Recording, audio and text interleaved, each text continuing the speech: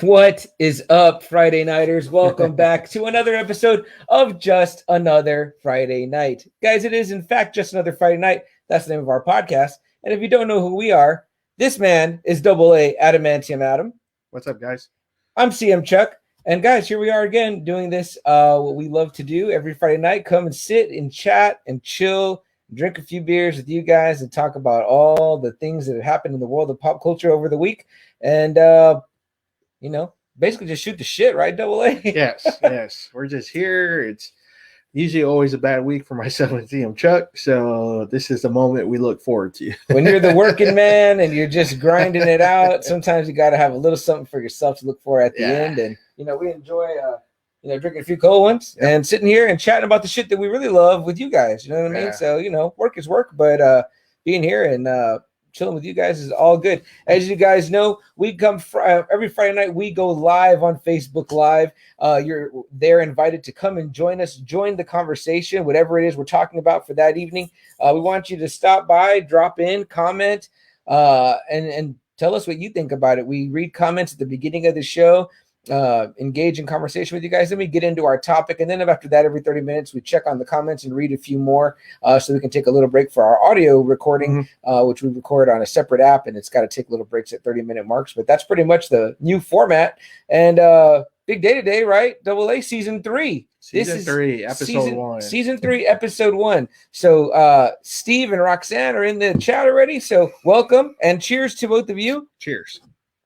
And thanks for joining us for our season 3 premiere. I know you guys say, what do you mean you don't take a break? Season 3, what does that mean? Well, basically, we're trying to group our seasons into 25 episodes each. So this is technically our 51st episode. So that's pretty cool. Yeah. Made it this far, right? Yes, and we're nearing up on a big 1-year anniversary. Yes, it is. Yeah, I'm pretty excited about that. I can't believe how fast it went. That we're already going to be reaching our year in like almost 2 weeks. So. No joke. All this time, and Sam Chuck still doesn't know where to put his beer. So it's been a little bit of a ride, right? Yeah, it's been great. It's we've had people here, we've went places, kind of expanded our horizons a little bit. I think so. It kind of rejuvenated our love for certain things again. We started on a collecting binge all over again. spent a little cash, you know what I mean? Got out there, spent some money over at various places, Collectors Authority. Why don't we talk about what they got going on this weekend, AA? Authority Comics, right? Authority Comics. Authority Comics, yeah. Last 2 weekends we've had. So he's back. He's having a major sale again on statues and paperbacks and comics. So come check him out. And then Lou Ferrigno, the Hulk, man, he's going to be back on Sunday. He was doing Heroes and Fantasies Pat Booker today. And then he'll be at the other location, the 410 location, tomorrow. And then he'll be at Traders. I'm going to go to the one at Traders. I feel it's better. It's outdoors. And I think over there at Heroes, you needed like tickets. Get a ticket. Yeah, so just to get your time. Yeah. So they can kind of spread it out between you and the other people that wanted to meet him. So guys, Lou Ferrigno, man, the original Hulk, the only man to ever play the Hulk. Like a physical. He's the body of the Hulk. And if any of you like that, his cult movie with Arnold, Pumping Iron. Friday Nighter Hulk Bear told me that's what he would take to get signed. Yeah, that was a good pick. I wouldn't mind that because Pumping Iron is kind of what got Arnold on the map, So I told Hulk Bear that he was also in I Love You Man. He's got that kind of recurring cameo in there. Yeah. And I believe he's in the the Edward Norton Hulk? Incredible. I believe he's been in both of them actually. I can't remember the Banner one, but I know he's the security guard with Stan. Norton bribes with the pizza. Right. So, I think him and Stan are security guards in that one. We've had times to meet him, but I don't know why I never got him. But I'm making it a mission to finally meet the man this Sunday. Yeah. Before it gets too late. We're losing a lot of people. Yeah, I know. I'm not saying he's anywhere near. He's probably in way better condition than me. I'm sure. Even at 60 something or 70 something, however old he is.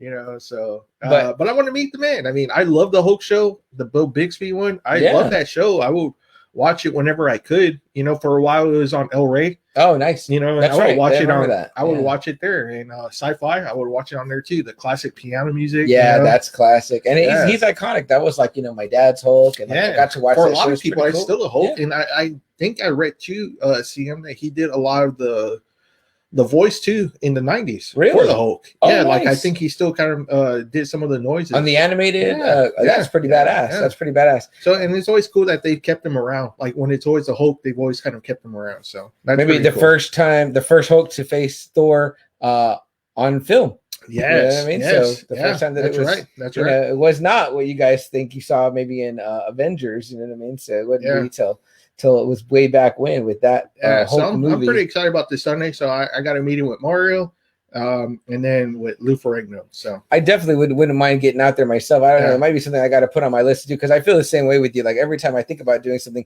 and I wait or miss the opportunity, then the person maybe for whatever reason, not saying again that Lou's not in good health. I'm sure he is, but yeah. You know, like you just never know. I'm sure he's in better health again. Oh yeah, me and him, definitely. Me and CM put together. So definitely, you probably pick us up on each of his shoulders. Man, so. yeah.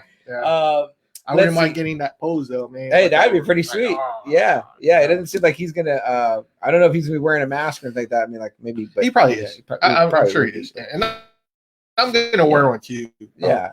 Still be cool. Very cool. So let's read a few more comments here. Rich is in the house. What up, Rich? Glad you're joining again, man. Appreciate you always being here. Holty Bear, who we were just talking about, in the house. Rich says it's just another Friday night podcast. Looking forward to this. Cool. Again, good topic tonight. Richard. Oh, thank you. Maybe you guys saw already the Just Unleashed TikTok and also on Instagram. Please, guys, go give us a follow on either of those. Also on Twitter, it's all the same, guys, at JAFN Podcast. Instagram, Twitter, TikTok, YouTube, it's the same. Yeah. The YouTube is different, but you can just search Just Another Friday Night. You can just put Just it's our little logo, the one you guys always see. I need to figure I'm still learning, so we're going to get there. But let me get back to the comments here. Who else is joining us in there? John says, I love the show and the theme song. The Incredible Hulk, classic. Steve says, yeah, he's the Hulk. Definitely. Steve, we're glad you're back. Heard as all we know, we were all kind of experiencing different issues last week. It was the first week, and we're seeing app. So let us know if we're going out or not. Our Wi-Fi looks low on one, but on the other one is like super strong. So you know, and I'll just keep pointing at the camera, which makes things awkward. But let us know, guys, if that's all hanging in there. We totally appreciate you guys being with us. Aaron B in the house says, "What up, fellas? What up, Aaron B?" And Joe says, "Hola, what up, Joe? Cool. Appreciate you being here, man." Roxanne, if you're still watching, I have the Sandman for you. So I'm going to mark some other stories in here for you to check out. So you don't need to know anything about Sandman. A lot of them are just standalone. So I'll get that to you as soon as possible. I don't know if you guys saw, but AA posted up on the Friday Night Faithful. That's our Facebook group, which we also invite you guys to go join if you're not already a member. A really cool fan-made Sandman movie, 30-minute movie. I watched it today, and I was like, wow, really impressed. It was really awesome looking. Yeah. So that was one of my favorite Sandman stories. So actually, when I saw that, I was like, oh wow, there's actually like a fan-made one. Yeah. And Neil Gaiman was like, hey, that's pretty good. This was a really good fan-made movie by his fans. So I love it. I love Neil Gaiman stuff. So that's awesome that somebody was able to do that. So very cool. Again, on YouTube for free to watch. Something really neat if you're a fan. What really got me to watch it was that AA said it was pretty much like a panel by panel, page by page, fan created things. So which we often say that's the best way to do a recreation is to pull it right off of the page. Steve said we were a little bit in and out. We saw the screen kind of like go black a little weird, bit. But now it's not even here anymore. I don't know if it just I said again. It's got to be like this right here. Our Wi-Fi maybe is. I think it's this. Yeah, it might be the StreamYard app because your computer's fine. They're eager for us to pay them. So if anybody would like to sponsor us on StreamYard, by all means, shut us off. $40 a month. So yeah, we appreciate it. What happened in the world of news? Well, there's a few things. Yeah, so I got super excited, but then it proved to be a false story. At first, someone had said Jennifer Lawrence was cast as Invisible Woman, which I was like, holy shit! And then that's right. That turned out to be not true. Yeah, not true. Not true. I was like, golly, that would have been cool. I never would have guessed Jennifer Lawrence as my fantasy pick, and I don't know why. She has star power to make Sue Storm really credible. Yeah. You know, so I think she would have done a good job if she does get picked. I like her. I think she's great. I think I like the other one better, Emily Blunt. Oh yeah, Yeah, I think that would be my first casting. You know, I mean, not because that I know everyone wants John Krasinski, and he'll be great if he does get it. Emily Blunt's awesome too. I love. Oh Emily yeah, Blunt. they have great chemistry. We saw on screen as well. Quiet Place, but I mean, I love her in the one with Tom Cruise. The Live Die Repeat. Yeah. I can't think of it either. Yeah. Somebody tell us that Tom Cruise movie where he's kind of repeating the day, pretty much, right? Yeah, but she's awesome. She does action movie scenes really well. Really great. And she was pregnant during that movie too. So awesome. There you go. Awesome. She's fantastic. I'm sure that other people could do it well. Also, Jennifer Lawrence, no shots on her. She's fantastic. I think. Sometimes I just feel like some kind of way when I'm like know you from one Marvel movie, and then but you know, hey, but that's not canon anymore. That's not canon anymore. I know, right? It's Jason from Hondo is in the house. What up, Jason? Hey, appreciate you being here every week, man. That's really, really, really rad. Mario will be open this week. Jason, I know you had some Red Hulk questions, and he's going to have some trade paperbacks on sale, 25% off. So maybe what you're looking for is there. You never know. But if not, there's a couple of other really great shops right down his street that probably definitely have some information for you. 15th Street. 15th Street. Yeah, Gary and Bobby over at Toy Matrix. They don't have comics in there, but they might know somebody. But there's another Andy's inside Andy's toy chest. There's a guy that does comics on the side of it. So thanks, Richard. Edge of Tomorrow. Edge of Tomorrow. Thank you, Rich. Appreciate it. That's the one. I think the name did change a couple of times. And I think they tried. I think they actually did try to call it like Live, Die, Repeat, or Repeat, some bullshit like that. Yeah. Now, I posted a little bit of news in the Friday Night Faithful earlier in the week. I don't even remember what it really was, but if anybody wants to hear our thoughts on whatever some of the major news was, I think the last thing that we just talked about was that supposedly J.J. Abrams is going to be heading up a potentially another Superman reboot, I guess. I don't know that I like Henry Cavill as Superman. I don't know that we need another. Why do you need another one so fast? Reboot so fast. I mean, like maybe you just get a better script with him, and then you. How about that? Yeah, give us a good Man of Steel 2. You know what I mean? Because everyone raves about him in The Witcher. Yeah, he's fantastic. But it's a great ass show. Yeah, exactly. When you have writing, but I love how people want to pin it on the actor, like, oh, it's not him. We need to start over. I'm like, no, you don't. You just need to do it right with the same person. And they just can't seem to get him right for some reason. So Superman, I mean, potentially a J.J. Abrams. And then J.J. Abrams, I don't know. I was really cool about Star Trek. I loved what he did with Star Trek, but then I don't know about Star Wars, the sequels. So I'm not really excited about this anymore. About him getting involved in another big project. So me too. I'm kind of like, you know what, JJ, stick to Cloverfield, buddy. You know what I mean? I'm not trying to shit on you, man, but hey, like I said, those Star Trek movies are badass. Love those. And I was looking to him to bring all that excitement to Star Wars, and what a letdown. What a letdown. So it's like him and Rian Johnson were like fighting against each other. Get your shit together, guys. It's Star Wars. You know what I mean? Let's see. Yoli in the house. She says, "Hi, Primo. Hi, Primo. How are you doing? Glad you're joining us." And Rich says, "Are we going to watch the new show, Superman?" CM probably is. I'm probably not. It's nothing to do with him being Superman. It's just I don't know. The story's throwing me off. I don't know. So in this story, guys, if you're not familiar with it, I think you can watch the first minute of it on some streamer, probably YouTube. But anyway, I watched the first minute. I think the first episode already came out, Rich. I didn't catch it, but I have it set to record for this weekend, so I'm gonna watch it.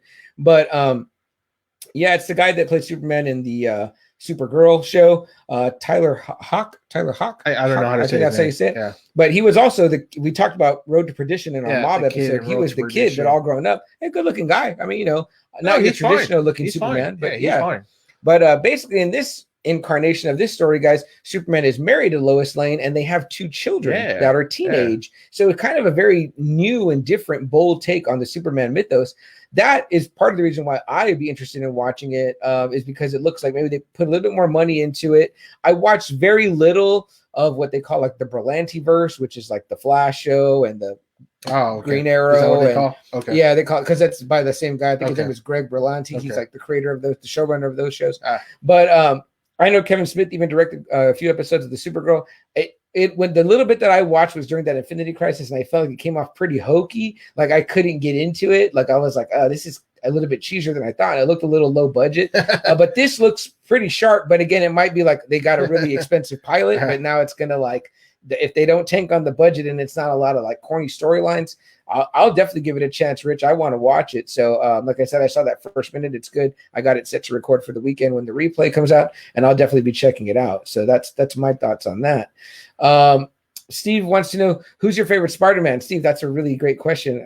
And it kind of plays in a little bit what our topic is tonight. But Double A, let you go first. I guess maybe Toby.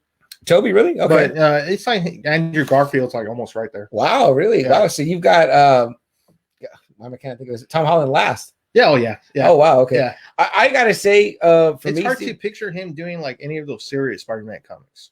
Okay, that's interesting. That's like my thinking, right? Because he's like a Toby real and kid Garfield version. could probably do it. I don't know if Tom Holland can do it. That's interesting. Like they make him seem like a bumbling like teenager. Yeah, you know. I almost feel like we got our Spider-Mans like in reverse. Like I think that like Toby is a great adult Parker. Yes, and Andrew Garfield's a great like going into college-ish Peter Parker, and Tom Holland is a great like teen Peter Parker, which is when we first get Spider-Man in the comics. Yeah. For me, I like Tom Holland, but I also think those movies are done better. So that's maybe I'm biased or whatever.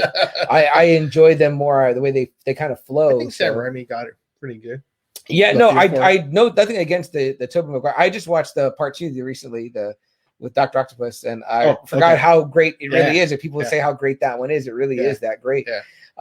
So let's see who else here. Joe, Steve, I hope we answered your question. Joe says Cloverfield was a good Star Wars fan.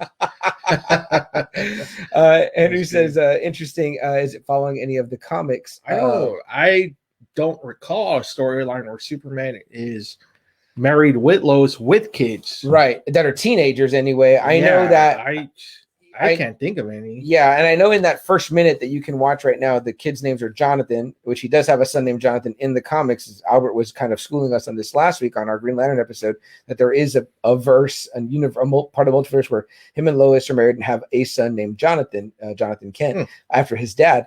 But it says that these boys are twins in the show, and it's Jonathan and Jordan, and you get the impression that one is kind of he's got a learning disability. Has he ever had like a son that you can think of, or a child? Yeah. Well, yeah. I can't, because I read there was a follow up to Kingdom Come. Okay, but that one, but with Wonder Woman, but with Lois. With Wonder Woman. Well, I believe that Jonathan Kent is the son of him and Lois. That character's been like kind of around at the same time as this Damian character. Yeah, sorry. I never read any of it. I don't know where that falls in. Is that like regular canon? Like, okay, I don't know. But that is apparently a thing right now. Yeah, where you need him. Somebody page Albert. Let's see. Rich says his favorite is Toby as well. That's not a bad pick. I like that one too. They were all three great, I think, in their own way. But Rich also says, I agree, don't know about Tom Holland, and even nervous about him playing the role of Drake in Uncharted. Yeah, that I thought they were going to go with someone a little bit more burly. I know Nathan Fillion was a lot of people's pick, whatever, maybe a little bit too old. Yeah, I know. People love that guy. But yeah, and Jason asked, do we know if Mario will be open on Sunday? Yes, he will be there. Because that is the day that Lou Ferrigno will be there, and I don't think Mario would miss an opportunity to he wouldn't open at the same time that Lou Ferrigno is, and that's almost like a given to bring that audience there. So definitely go check him out on Sunday.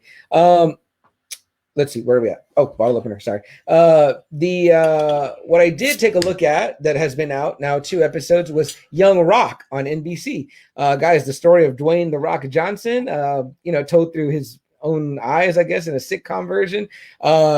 It was very funny and very good. I liked it. I found myself enjoying it kind of on a wrestling fan side. So if you haven't seen Young Rock, guys, I think the Peacock app is free. You can get episode 1 and 2 on there right now. And then I think it comes out whenever it comes out on NBC, but you can just always stream it afterwards.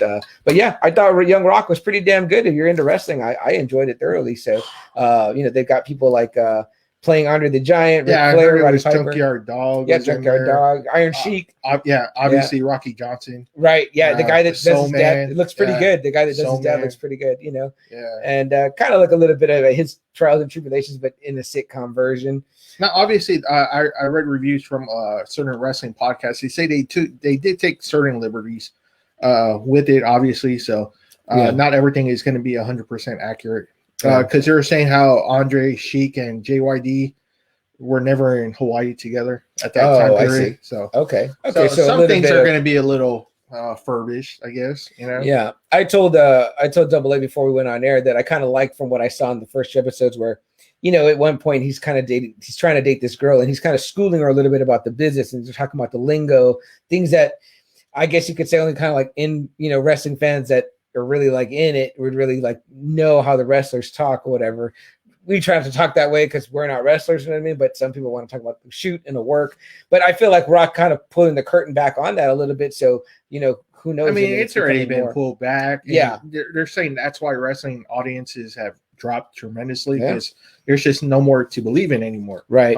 So, in the 80s, you believe that Ric Flair was this real rich asshole, with his gang of horsemen, that were trying to beat up Dusty Rhodes, so people wanted to fuck you up, Right. Well, now with Twitter, it's like you have the bad guys taking pictures together. Hanging out. And it's like, golly, try to keep some fucking realism in there.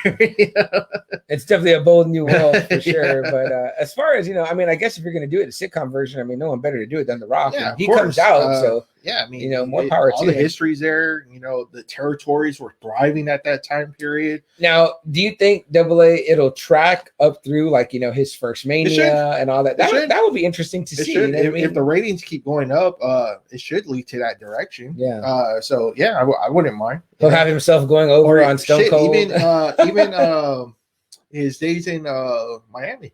As a hurricane. Yeah, as a hurricane. Yeah. Well, it's kind of interesting. I didn't get to tell you this, but like in the first 2 episodes, it already kind of bounced. It's like they got 3 guys to play him, like young him, like as a kid, like maybe 10, and then they got someone to play him like as a teenager, him, maybe like 15, 16, and then they have a guy that's playing him like in the college years, like because they've already shown parts from all aspects of his life, and it kind of bounces through the time zone, like the time frames, like the 80s to early 90s to it's going through a little bit of all of that. So it's kind of cool right now. It's focusing on those 3 things, and maybe that's like a season 1. Then they're going to move on into a season 2 and focus more on the WWE stuff. I don't know how much WWE is involved, but they're using all the names. I'm sure they're going to let Rock do whatever the fuck. Oh, I'm sure. You got the biggest star in the world here. You're just going to freely, advertise for you. Why not? Time.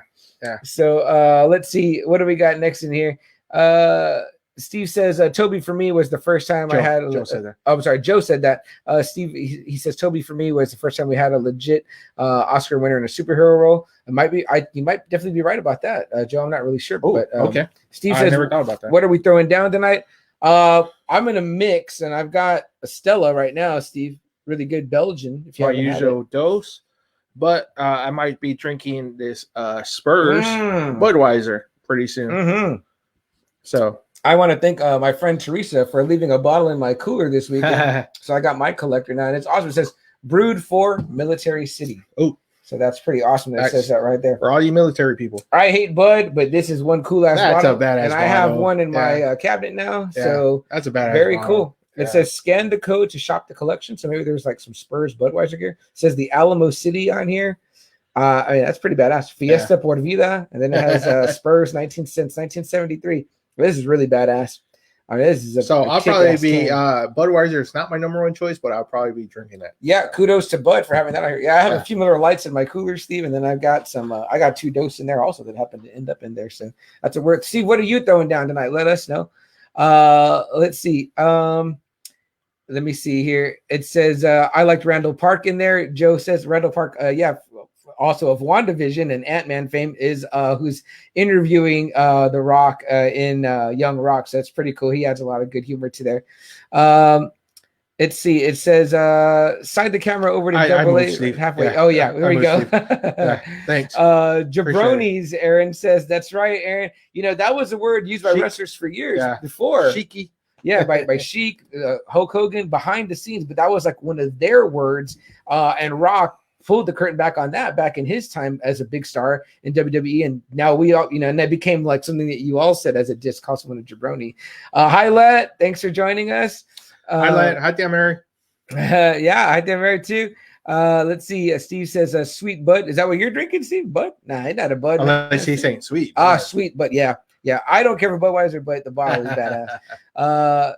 Rich says, yes, salute to all the military. Absolutely. We always do, man. All our men and women serving their countries. CM's father is a military man, so is my dad. As is double A. And we have so much family that's in the military. In fact, your sister-in-law, who's on the way to delivering a new Friday Nighter, may be coming really soon. So we're really excited about that here in the Friday Night Faithful and part of the Friday Night family. Yeah. Our cousin Frank, our cousin Mario, cousin Jennifer, Friday Night, all Friday Night Faithful members. So hi there, Mary. If I didn't, I just read that comment. Sorry, I'm behind. So, cheers to all the military. Yes, cheers to all the military. Guys, what else? Was there anything else? I keep seeing stuff. Maybe you guys will help me. They keep saying Chris Evans might be coming back too as Cap. It's kind of going around. How do you feel? How do you feel about that? I mean, great. I mean, I love him. He's Captain America. I love it, but I kind of want to see the next phase already. I kind of want to go maybe to another direction.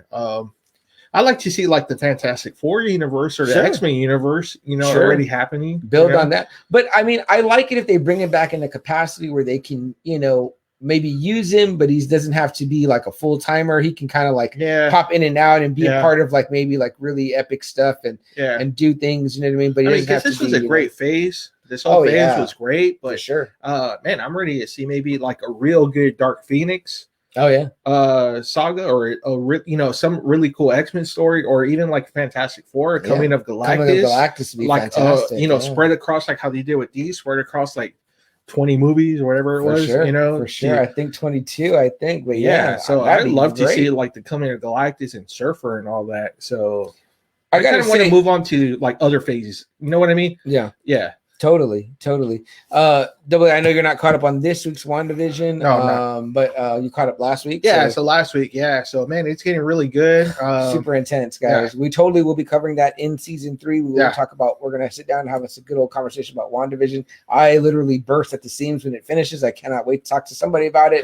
And there's usually nobody around. So sometimes I want to start a thread on the Friday Night Faithful, just be like, this is a spoiler-filled thread, join in, but I don't want to ruin it for anybody, so I'm not gonna do that. But really, we're both really enjoying WandaVision. And I gotta say, Double A, I don't know how you feel about it, but do you ever feel like WandaVision has been so good that I'm worried about I was worried about WandaVision before it came out. Really? I was like, is it going to be that good? Okay. And is it, because I wasn't really sure what to expect. We talked about those aren't two characters that we're like super in love with.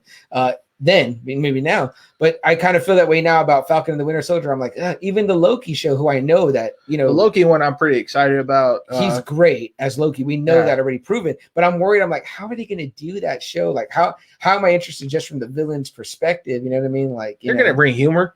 Okay, you know what I mean. Okay. It's not going to be, I don't think, all the way dark. Right.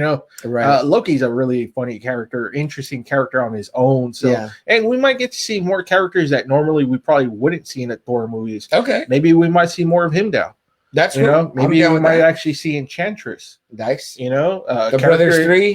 Yeah. Maybe more of them. That'd be cool. Sif, Lady Sif. That'd be awesome. So the only one that ever kind of made it into in the Agents of Shield. Yeah, in the main movies, you can only do 2 hours, and you can't fit everything in. With these shows, you can actually give more background to a lot of these other characters. So for sure, that's why I'm really excited about all these shows that are coming out. I'm preferring more the shows than the movies. You know, I mean, I had been like nothing but surprised. You get 10 episodes. That's 1 hour shows. I mean, that's way more than one movie than what we get in one movie. So I'm more excited about the shows coming out more. Definitely love what they're doing. Like I said, at least in terms of WandaVision, I should have already learned to have full faith in Marvel that they can get it right. Especially Kevin Feige. So they're gonna do a great job. They're like one mind, one hive mind. Mm-hmm. Marvel knows what they want to do and they know how to execute it. So totally.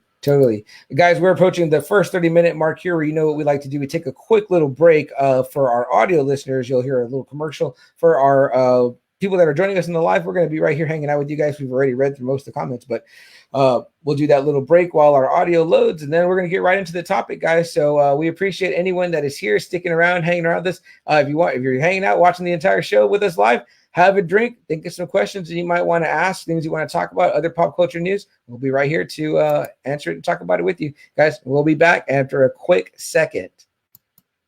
Guys, if you're here with us on the live, you know that we didn't go anywhere. We always stick right here with with you. But again, for the audio listeners that can check us out on Spotify, iTunes, Amazon Breaker, Music, Stitcher, Audible, Podcast Addicts, iHeartRadio, Google Podcasts. If you're listening to us on there, you don't hear this kind of part where we read all the comments. You hear, like I said, I do a little commercial on the first part, and then that's kind of cut out. Yeah, if you see my postings, I always say that if you want to see like whole uncut episodes, go to YouTube.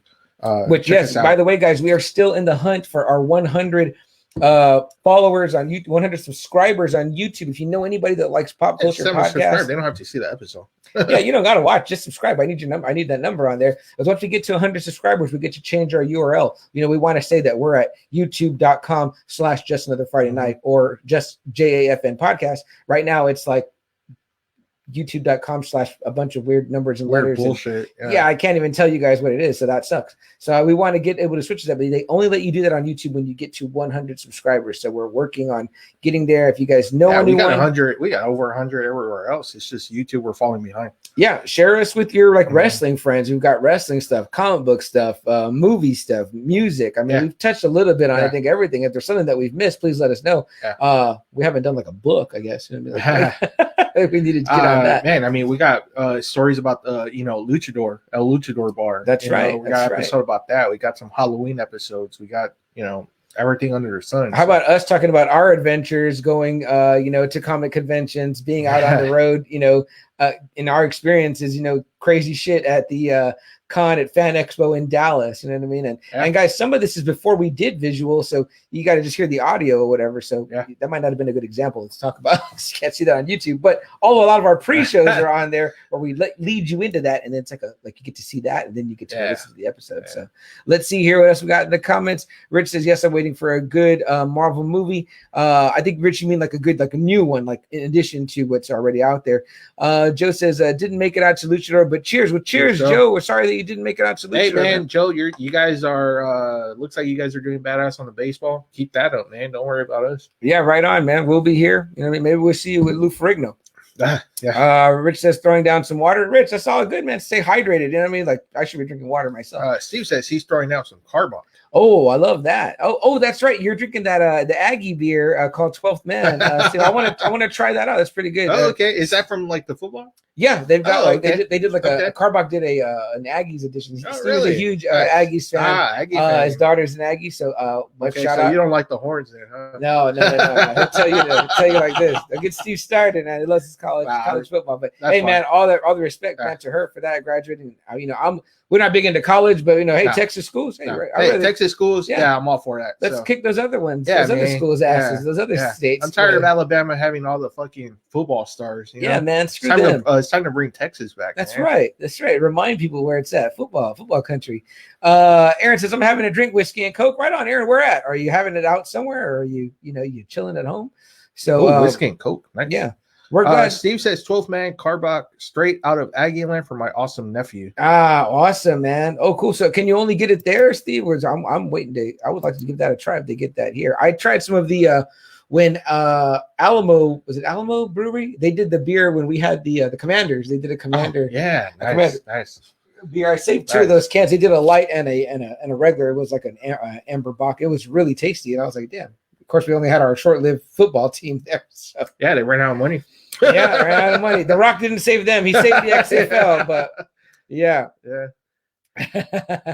And Steve says, "Cold blood, double A, still cool." Hey, like I said, Steve, I'm not a big college fan. I don't give a fuck. So long as it's us winning. Steve, I'll root for you. Yeah, you know what I mean. Yeah, so, I don't give a fuck. Guys, I think we're good though on our comments and on the audio section. So that was like a pretty fast one. So we'll go ahead and get right into the topic of the night. If you guys are ready to do that, yeah, let's get into it, man. Yeah, we invite you to, like we said, join the conversation and comment away. We might not read them right away, but at the next 30 minute mark, we will. We definitely will be. So we want to hear from you guys. Guys, if you hung out during the break, we really appreciate that. But we're back. And if you know, every Friday night, we do this live on Facebook where we read your comments. You allow you to join the conversation. And if you ever miss that part and you want to see that part, you're listening to us just on audio only, you can always go to YouTube and check us out there. Just search Just Another Friday Night. You'll see our little logo. It's in white and red with the little microphone.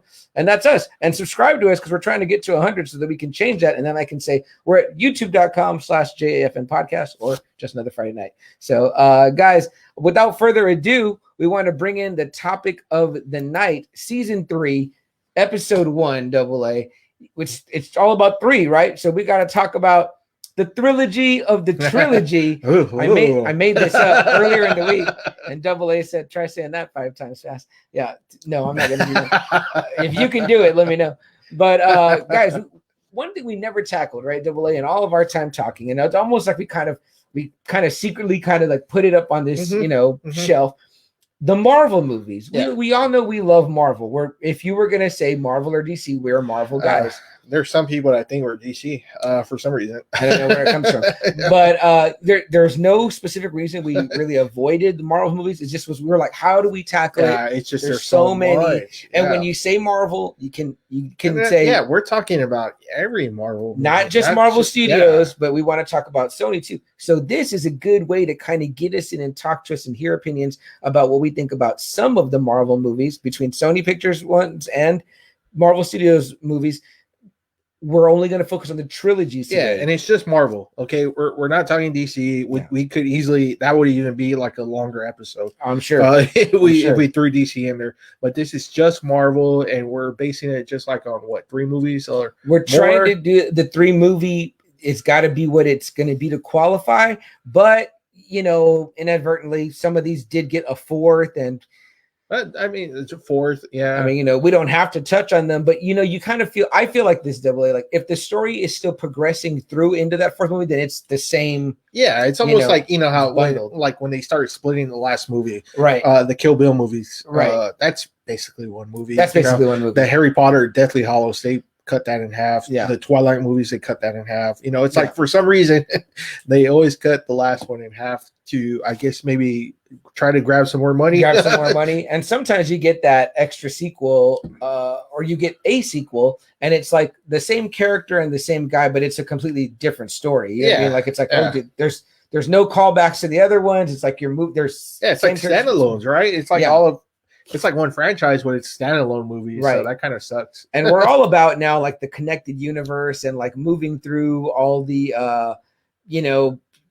not only do you follow the guy, the main character, but things that happened in the previous movie come into play and all that. Finally. That was so cool to see. Finally. That's neat how it starts, So let's start with I don't even know if it was called Marvel Studios when this one came out, when the original came out, but there were 3 of them. And so we definitely want to talk about it because we always say that this is the guy that kicked it off. I say so. I think this is the one that gave Marvel its life back. Yeah, definitely. Which one is it? And that is Blade with of Wesley all Snipes. fucking characters. Random as hell. Of all of them. You get a C character.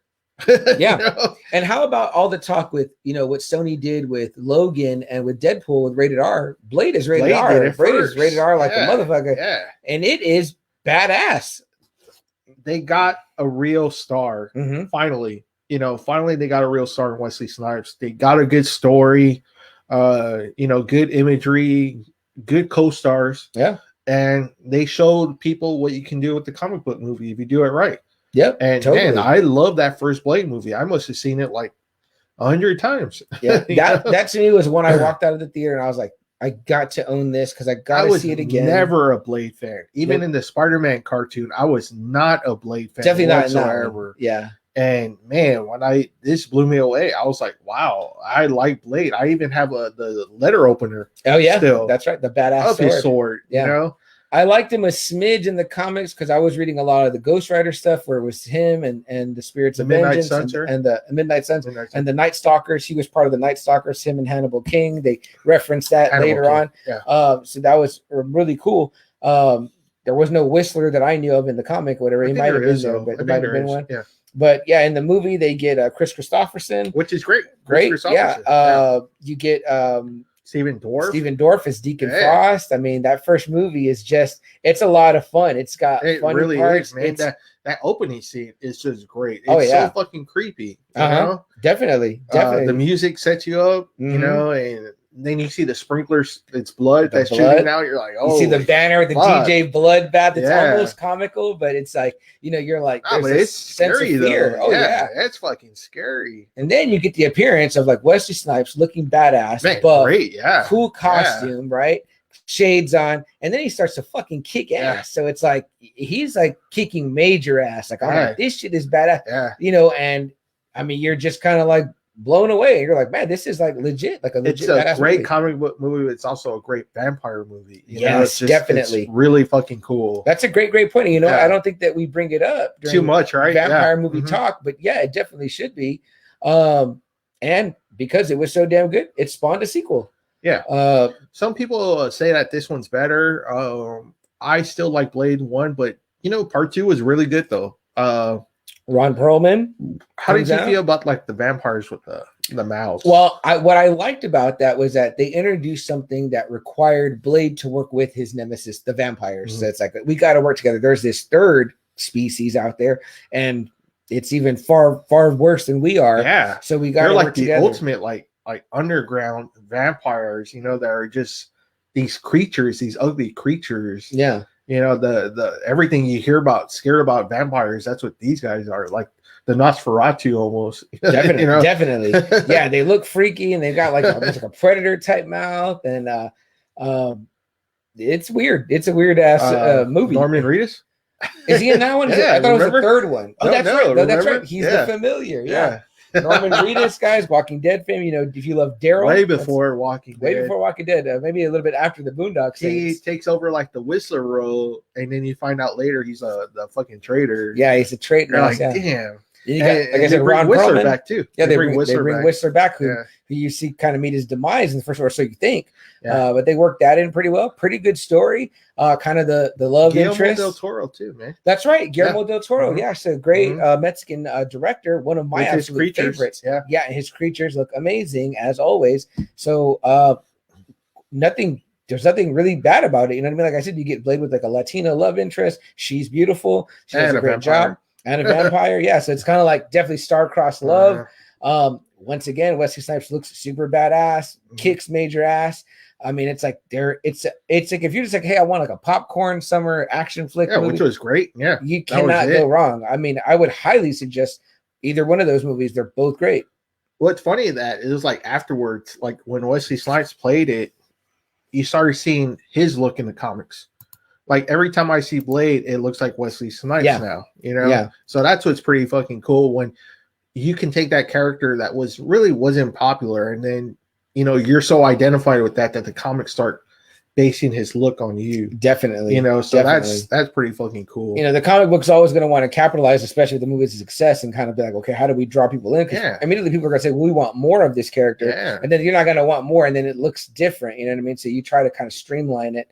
But, yeah, I mean, like I mentioned it before here that, you know, I played the Fortnite game with my nephew, and last season they had was Marvel, and that was one of the characters they introduced. It was really cool. Like not every character gets kind of the full treatment, but they gave him the full treatment, and they made it look like Wesley Snipes. They could have made it look like the comic book Blade, but no, it looks like the Wesley Snipes blade. The sword is, you know, there. It's very very badass. Even some of the movements and like the little weapons look like it's drawn off the movie, because they know that's where the character that you want to play as, you know, that version of him. And then again, you get a third movie out of this. You know, obviously you're going to continue to ride that success, and you get the third one. Yeah, I saw this at the theater, and I was really disappointed. Oh, okay. Because he just didn't look into it anymore. Did you get that feeling? He didn't look like he was into it at all, and I actually was like really looking forward to this, because they were bringing back almost that Tomb of Dracula.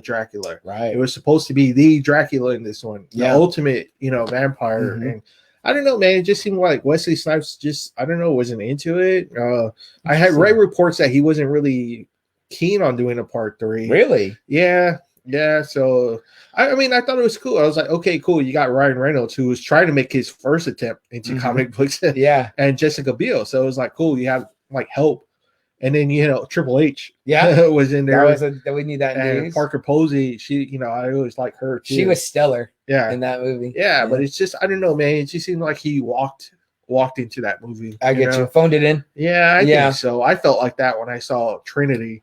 I don't know that if the other ones looked like they tried. Oh, yeah. I felt, I mean, Ryan Reynolds is hilarious, as he usually is in that movie. I thought Jessica Biel did great when when their little squad gets murdered, you know what I mean? Patton Oswalt also comes out, comedian I've mentioned before several times. Loves comic books, huge comic book nerd, and has done numerous stuff. Was the voice of the Gills and the boys for oh yeah, for the deep. I thought he did a great job. And then when they get whacked and Jessica Biel's there and he kind of tells her to use it, you know what I mean? Like I guess I didn't pick up on his performance being that bad, maybe because the other people kind of carried him. Triple H was funny. Again, like I said, Parker Posey that's when he was great, like super big. Yeah. Like his physical appearance, he looks super. Yeah, he's big. He's jacked in that. Yeah. And that scene when he's running after the car, you're like, holy shit. Yeah. But what do you think of the guy playing? I forget his name, but the one playing the vampire, the actual. Yeah, I forget his name too. I know he was on a little bit of a hot streak. He was. It was on that prison break. Yeah. Now, if you were going to ask me about a performance I didn't care for in the movie, it would definitely be his. I wish they would have got somebody a little bit maybe more like regal. They should have had the pull to have pulled a big guy, right? Not someone known. I mean, he was pretty much unknown. I really only knew him from Prison Break. I don't remember him from like anything else. I didn't watch that Prison Break, but I knew friends that were watching it. They said that it was good. It was a good show. Yeah, the main star. Yeah. But I just felt like his acting was a little bit dialed in this movie. I was like, he felt a little wooden. Maybe that's what it was. I don't know. Him and Wesley Snipes. I don't know. It just. I didn't get the good feel, and I was really excited. Like I said, I saw this at the theater. I saw all three of them at the theater. So I think I did too as well. And I enjoyed it. I can watch Trilogy. I bought it. If it's on, I'll stop and I'll see what part. I saw a little bit the other day. Just to go back because I love the franchise. I love the Blade franchise. Yeah. Where do you rank the Blade franchise? Like out of 5 stars? Out of 5 stars. You know what? The franchise itself, like the whole franchise. As a whole, I put it pretty high. I'd probably give it a 4.5. I give it maybe 3. Okay. Yeah. All right. And it's that third one really kills it for you, huh? Yeah. Okay. Yeah. But you know what? Blade is still one of my ultimate favorite. That's a great ass comic book movie. Totally. Yeah. I totally agree with you, man. Yeah. Okay, so we're gonna move right along into what we think is next, and we're kind of going based in the order here, guys. Based on the order that the first movies came out. So the next movie that comes out, which also kind of gets tagged with like breaking out Marvel or whatever, man, big time, X-Men. You know what I mean? Like the first one, and you've got we see Hugh Jackman, and you've got Anna Paquin as Rogue, the dream casting of Patrick Stewart. Patrick Stewart is like the ultimate Charles Xavier. This is the first time, guys, we're seeing Wolverine on screen. The biggest fan favorite of Marvel. At that time, he was one of the big 3 of Marvel. Yeah, I mean, pretty much it was like merch, like books, Wolverine was guy, everything. The 90s cartoon super helped. Not that people didn't love Wolverine before that, because they loved him before. He was always in the Marvel Comics Presents. Yep, everywhere. He was popping up everywhere. Yeah, your middle brother, calls him the whore of Marvel because he was always in everybody's book. Yeah, he is. But hey, you want to sell a book, you throw him on the cover, you put him in a fight or whatever, or maybe he just shows up and it's going to do great because I don't know, people just love that character, and then with good reason. That's why he's the Just Another Friday Night Podcast favorite superhero, Wolverine. Guy. Yeah, which we have a picture back there. There you go, right there. So we get X-Men. Okay, so first off, like, we were excited when this movie came out, I remember. And Wizard would have pictures. What was your thinking on Hugh Jackman when you first saw him? Because I was not really big on that. I was like, who the fuck is this guy? Yeah. And he looked sorry. I remember thinking that the hair didn't look cool. I was like, that doesn't look cool. The hair looked terrible. And I hated the costumes. Yeah. I was like, that looks like complete shit. The black ones, right? You're talking about all the black, right? It just looked like a flight suit, but black leather. And I was like, what the fuck is this? This is garbage. I was like, man, it's like, I'm not going to look. And I personally, great actor. I love him as Gandalf, but I was just like, this is like an old I thought he was Magneto. too old too. I always thought of Magneto as like this silver-haired like guy, but 50s, still buff. Right? Like a 50s kind of like early 50s. Jim Lee was drawing. Remember how Jim Lee was drawing looking fucking jacked? He was like, man, that was like the strongest 60, 50-year-old you've ever seen. Rogue from Gambit. Anyway. No, I'm good. Yeah. So we were in agreement with Patrick Stewart. Ian McKellen were both like, Hugh Jackman. Like I said, I was like, who the fuck is this guy? Right. I still really don't like Tyler Maine's look as Oh no, Sabretooth. I hated that. That was like that trash. looked I was terrible. like, what is this? Tyler Mane as Sabretooth? Rebecca Romaine Stamos. I mean, Premiere, great casting. Now, I didn't care for the scales and the wet looking hair. I was like, why couldn't they give her like? I was fine with the hair, but I was like you with the scales. Yeah, I wasn't too sure about how I felt about that. The scales didn't really, and then I kind of was like, I think we all wanted a little bit more like, yes, you're not gonna, as he says, put him in yellow spandex, but you're gonna do maybe like they could have maybe even had like the guy. We all know Hugh Jackman now is in fucking incredible shape, so it's like they could have had him now, but sleeves. At that time though, he was maybe it wasn't as big. No, remember he not fights big in that beginning scene without a shirt. He's not big in that movie at all. Like he's in good shape, but he's not like where he was in like the Wolverine. The Wolverine. Oh man, now he fucking or even Days of Future Past. Yeah, he looks huge in that super movie. big. It was also too like.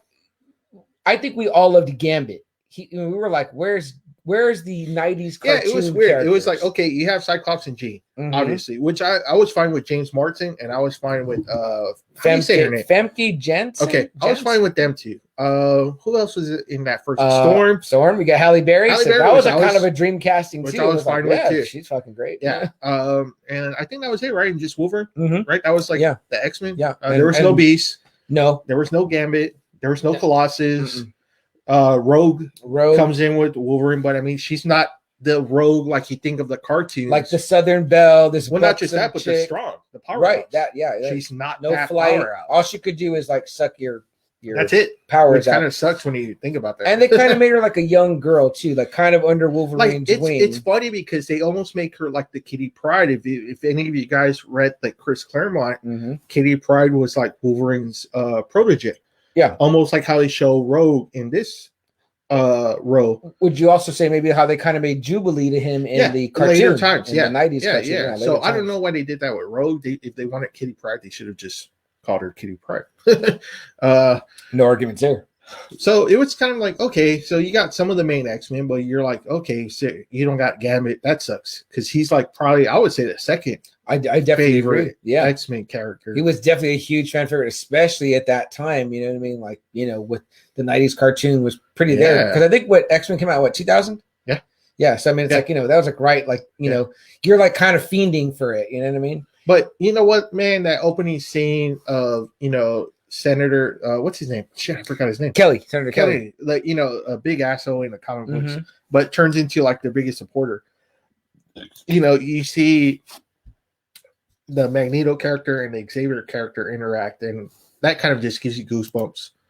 When Ian McKellen and Xavier, he's trying to read his mind, and he's like, "You trying to get in here?" Yeah, I mean, very cool. I was like, okay, cool. And Ian McKellen just plays it great, though. Yeah, he does. Man, oh man, I was blown away after I saw that movie. He seems chilling. It's a guy you really don't want to fuck with. Definitely not whatsoever. That part with the guns. When the cops get him and he turns them all on them. Yeah. How about that cop's acting? I love that cop's acting when he screams and the gun's like digging into his head. He's like, can just imagine that bullet is hard. Yeah. He's like really digging it in. Yeah. And he's screaming because he's fucking like terrified too, Ray Park. I thought he was kind of wasted as being Toad. The athleticism's there, but I mean, it was kind of cool because you did kind of see the old Brotherhood of Evil Mutants. Toad, Sabretooth, Mystique. So that was kind of cool. That was very like the X-Men game, from the the arcade. So I mean, in a way, it was really cool to actually see it on screen. To see what happens when you actually punch Wolverine. Right. Normal human. Right. Because you are punching metal, and you're like, no human should be able to even touch Wolverine. Like, it would break his hand because you're punching pure metal, the hardest metal in the world. So we're gonna get to it, but one of the parts I really love in Wolverine, what's it called? Origins. Yeah. When he sits on the bike and he's super heavy. Yeah. And the old man's like, heavy, you know what I mean? Like, it's like, this guy's like got like a fucking 300-pound skeleton. Like in the comic books, he's like 5'3", and normally a guy at 5'3" at his size would probably weigh about maybe 130. No, I would say 130. If we're doing like boxing, I'm that height, so I'm trying to be like, if we're doing like boxing terms, that's how I kind of always base weights on, like on boxers. Yeah. So I would say, he's supposed to only be like 130, 140.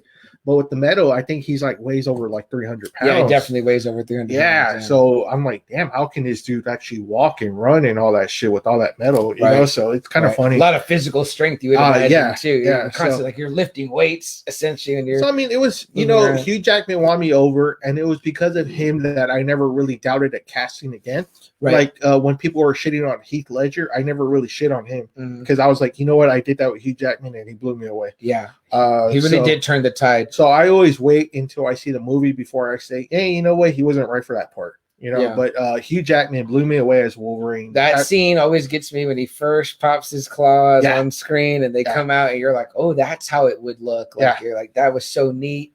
And I always hated that Magneto helmet. That helmet I thought was like, shit, that could have fixed that. I mean, like that made it like that whole costume I couldn't get into. You know what I mean? Like, you know what? It was hard to get into too. Maybe they didn't think pink would work. Yeah, but then it showed in the other X-Men franchise that it actually did work. Right. It just was like the way it kind of like draped on him. I don't know. It's just weird. Look, he kind of looked like a fucking waiter at Benihana. What the fuck is that? But anyway, still, you know, I don't remember if I walked out blown away, but I think I remember walking out like I want to see that again. Like I thought it was cool. I think I was blown away because again, it was just like they're actually taking these movies seriously. Right. You know, it's like golly, you actually got a really good X-Men movie. There was that too, because it was like, here's something that we've been talking about for pretty much all of our youth, who would play who and how would we do this. And it was in the magazines that we read, you know, Wizard magazine. And we just didn't think that we were going to get to see that. So, you know, the build up and then getting to go and the excitement of sitting in the theater was amazing. Cause it's like, man, here we are. And now it's and did we see that together? I felt like we saw that one together. We might have. Yeah. Yeah, I can't remember. I think we saw a lot of those early movies together. I think so too, because that was like kind of like we were younger. That's one thing we could. It was just cool. It was like, wow, you know, like they're actually making comic book movies, and we're finally here to see it. Yeah, and I don't think any of us thought it would have became what it became. I mean, but it was like we just thought we were like, wow, this is going to be like how Batman and Superman were. They might get 3 movies or 2 maybe that are actually good, and then you know whatever. But I mean, great. Then you get, you know, sticking with the X-Men. Yeah.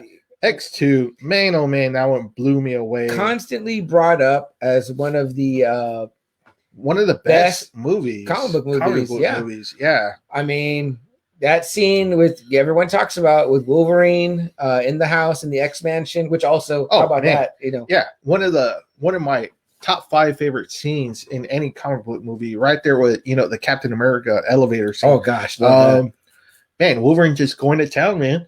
You know, that first scene where he's in the kitchen with Bobby and he stabs that guy and that yell that he does. I love that. Yeah. And he looks great running around. And he pumped up this time for that role. Right. He pumped up big time. He got the hair done the way it was in the comics.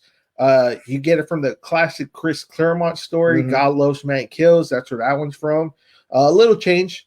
You get a really great villain in Billy Cox. Stryker, right? Yeah, plays William Stryker. Stryker. You kind of find out more about Wolverine's origins. Colossus makes an appearance. Finally, one of the all-time favorite characters.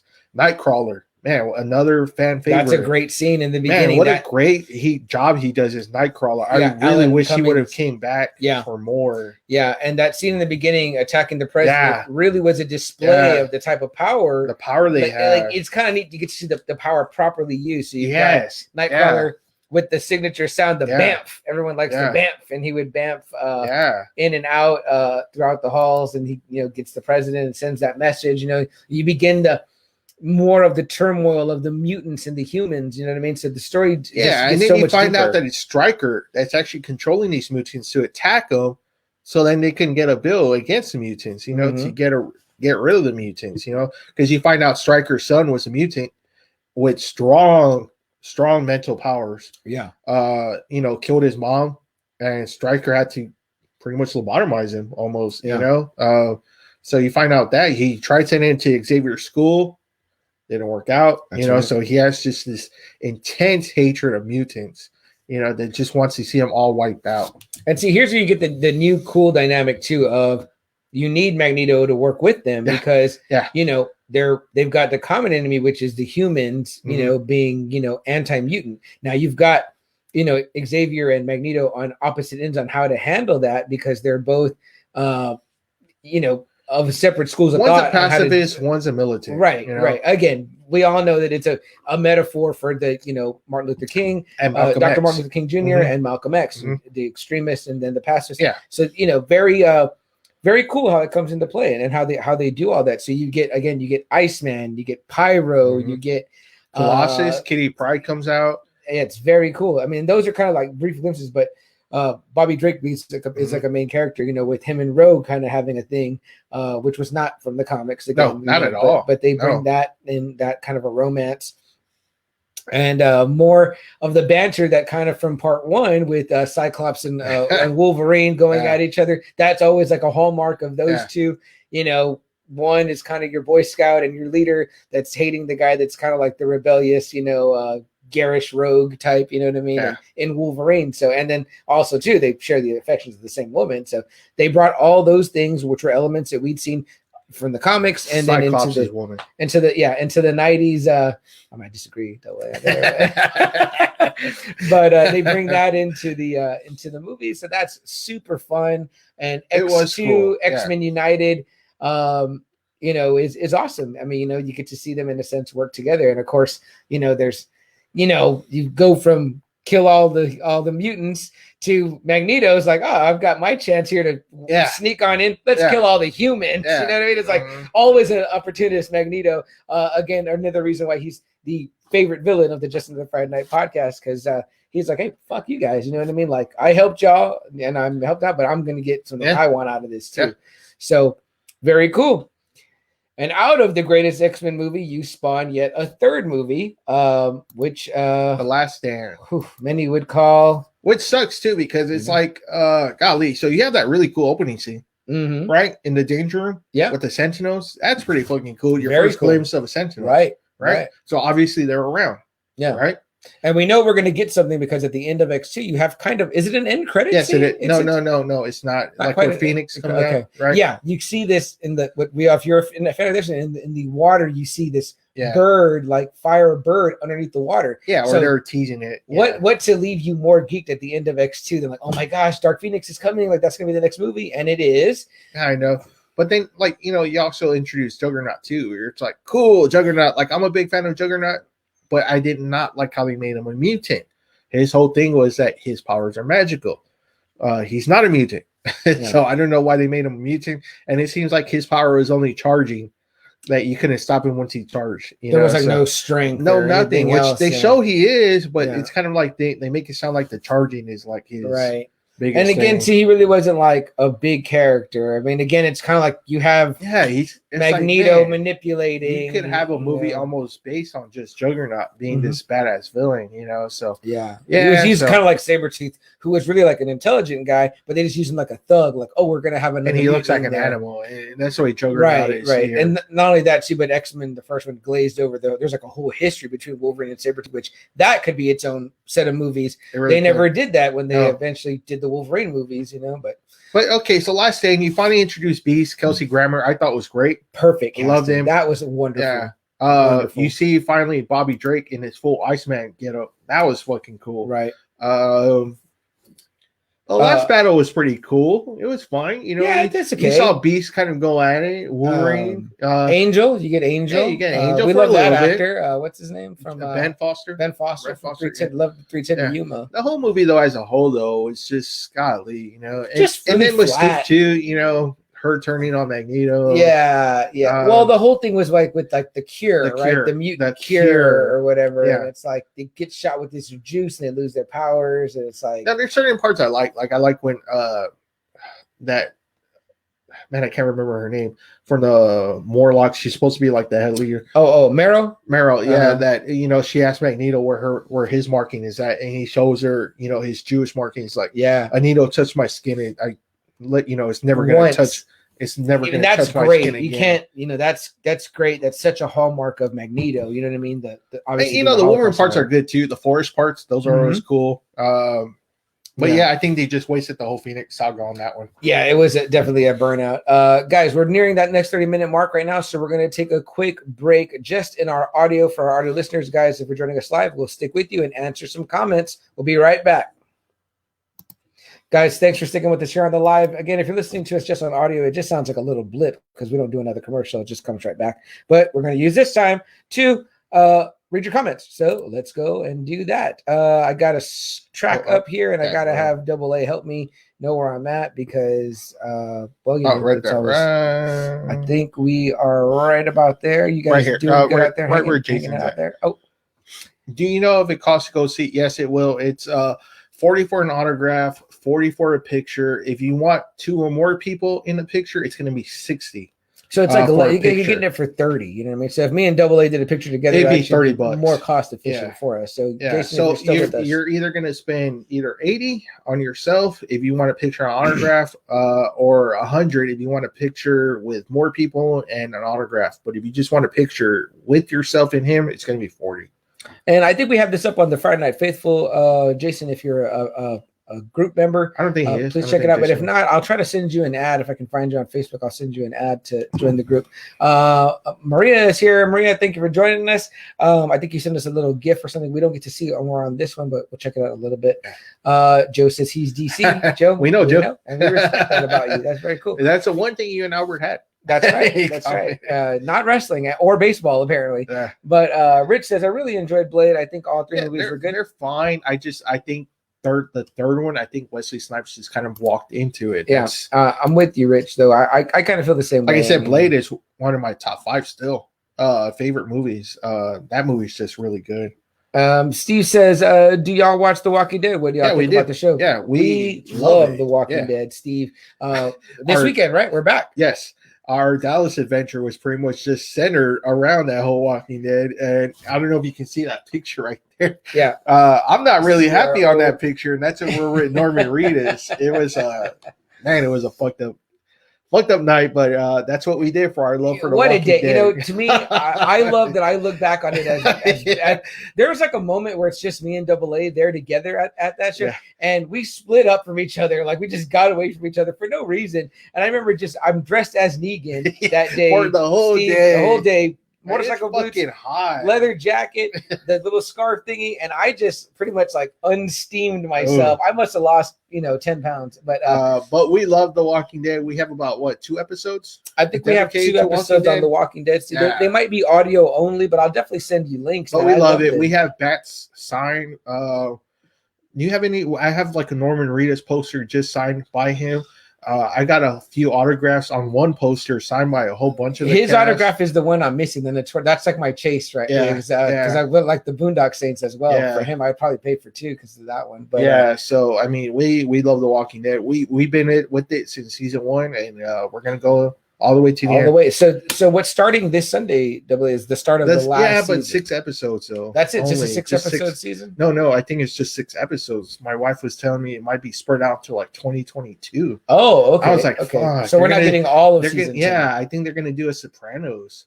Okay. Like towards the end. Yeah, I remember that. Yeah. I'm watching that right now, and it's like season 6A, season 6B, and it feels like 2 seasons. I think the same. And I think HBO made people wait for that last Sopranos for like almost a year or 2. Oh wow. Yeah. So I'm glad I'm watching it the way I'm watching it now, because but yeah, Steve, we'll definitely be covering that again. Probably this season. If this is just going to be 6 episodes, we'll probably definitely end up talking about it because we do love The Walking Dead big time. Let's see. Rich says, I think the fighting was good too. That made the movie better. It helps that Wesley Snipes was a martial artist himself. So that's always is good. Yeah, absolutely. And then Rich says, he goes on to say, I think the Hannibal King character was I like Ryan Reynolds. I've always liked Ryan Reynolds in any comic book movie that he does. I thought he was good as Hal Jordan. Obviously people loved him as Deadpool in Origins. Oh yeah, great casting in that.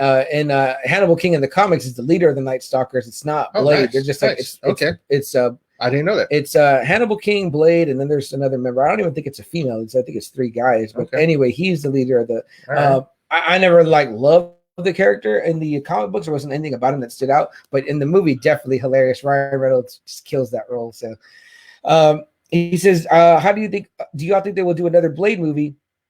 Would you get recast? Would you? They actually are, Richard. I don't know if they're doing a movie or a show, but it's with Mahershala Ali. Mahershala Ali. I believe it is going to be a movie. And the news, that's some news that came out, is that while they have said that Deadpool 3 will be rated R now with Marvel Studios, since they took over all the properties, they said it is going to be the only rated R movie. So that means that they're going to do a new Blade movie, but it won't be rated R. Now, which I'm fine. I'm fine with that. I think it hurts it badly. You think so? I don't like it. I think that was success with Blade being rated R. Give Mahershala Ali the opportunity to do that. And if you don't know him, Rich, look him up. Mahershala Ali. He came out in a Green Book. True Detective season 3. True Detective season 3. He's absolutely outstanding in that. He's a great actor. He was in Moonlight. I believe he was Oscar nominated for that. He did win. I think he's won 1 or maybe 2 already. He's already won 2. He also comes out in the Luke Cage show on Netflix. He's Copperhead. He's the first bad guy of Luke Cage. If you're a fan of the Predators movie, he was one of them too. The Predators with Adrian Brody. I didn't even realize that. Yeah, he was in that movie too. That. Very cool. Joe says Blade helped launch superhero movies again. Yes, it sure did. Totally. Steve says, I've seen the Boondocks flick. I didn't know there was a Dirty Daryl. Yeah, Steve, check out Blade 2, man. You'll get to see him be the bad guy. And if you haven't seen the Boondock Saints Part 2, Steve, check that one out. All Saints Day. Not as good as the Boondock Saints one, but definitely worth watching and a lot more comedy. And they get a Latino in the mix. We'll probably go into those movies when it gets to our St. Patrick's Day. Oh, yeah. I definitely want to talk about that. Joe says, I thought there was. He said the third Blade there was beef between Snipes and the director. I thought so. The director probably was like, hey, stop phoning it in, man. That might have been when I was reading. Maybe that's why he only did like that kind of acting, just get it over with. And a classic Blade line there from Aaron B. Motherfuckers always trying to ice skate uphill. Joe says Parker Posey never does a bad role. And she's super easy on the eyes. So how about that? I think she looked gorgeous in that Blade 3. I'm like, geez Louise, man. Do your worst. Rich says, I think Dracula character could have been better. Totally. And Joe says 3.5 to 4 for Blade. So you're pretty much I was at 4. I was at 4.5. Joe says X-Men. Got it right there. X2 was and still is one of the best superhero movies. Sure Joe says. Totally agree. I remember people thinking he was too tall. He definitely was. He's over 6 feet tall. So for the character, but it works. I don't know. It just works. And it's fine. As a short guy, Joe, I know that we can relate to this. I'm a fan of shorter characters, but seriously, how often are you gonna find a 5'3" buffed up dude? Hey man, our guy from Matt Cross. Matt Cross is like a Wolverine. He's jacked. Wrestler, I don't know how he is an actor because I know probably can. I know Danzig wanted to be Wolverine too at one point until he got knocked out. Well, that was later, Danzig. Let's see. Joe says Hugh Jackman. Rich says I enjoyed X-Men. I know it was older cast of some of the story, but they could have done better with Magneto. Agree. Aaron, but I like the performance of Ian though. I wish they could have got another kind of younger looking actor, but I like his performance. No, definitely a great performance for sure. You're not going to get wrong with Ian McKellen. Aaron says you're right. Magneto should have been jacked. A jacked Magneto. They should. Why did Ian McKellen pump up, man? He was doing the Robert Pattinson thing and said he wasn't going to work out. Damn.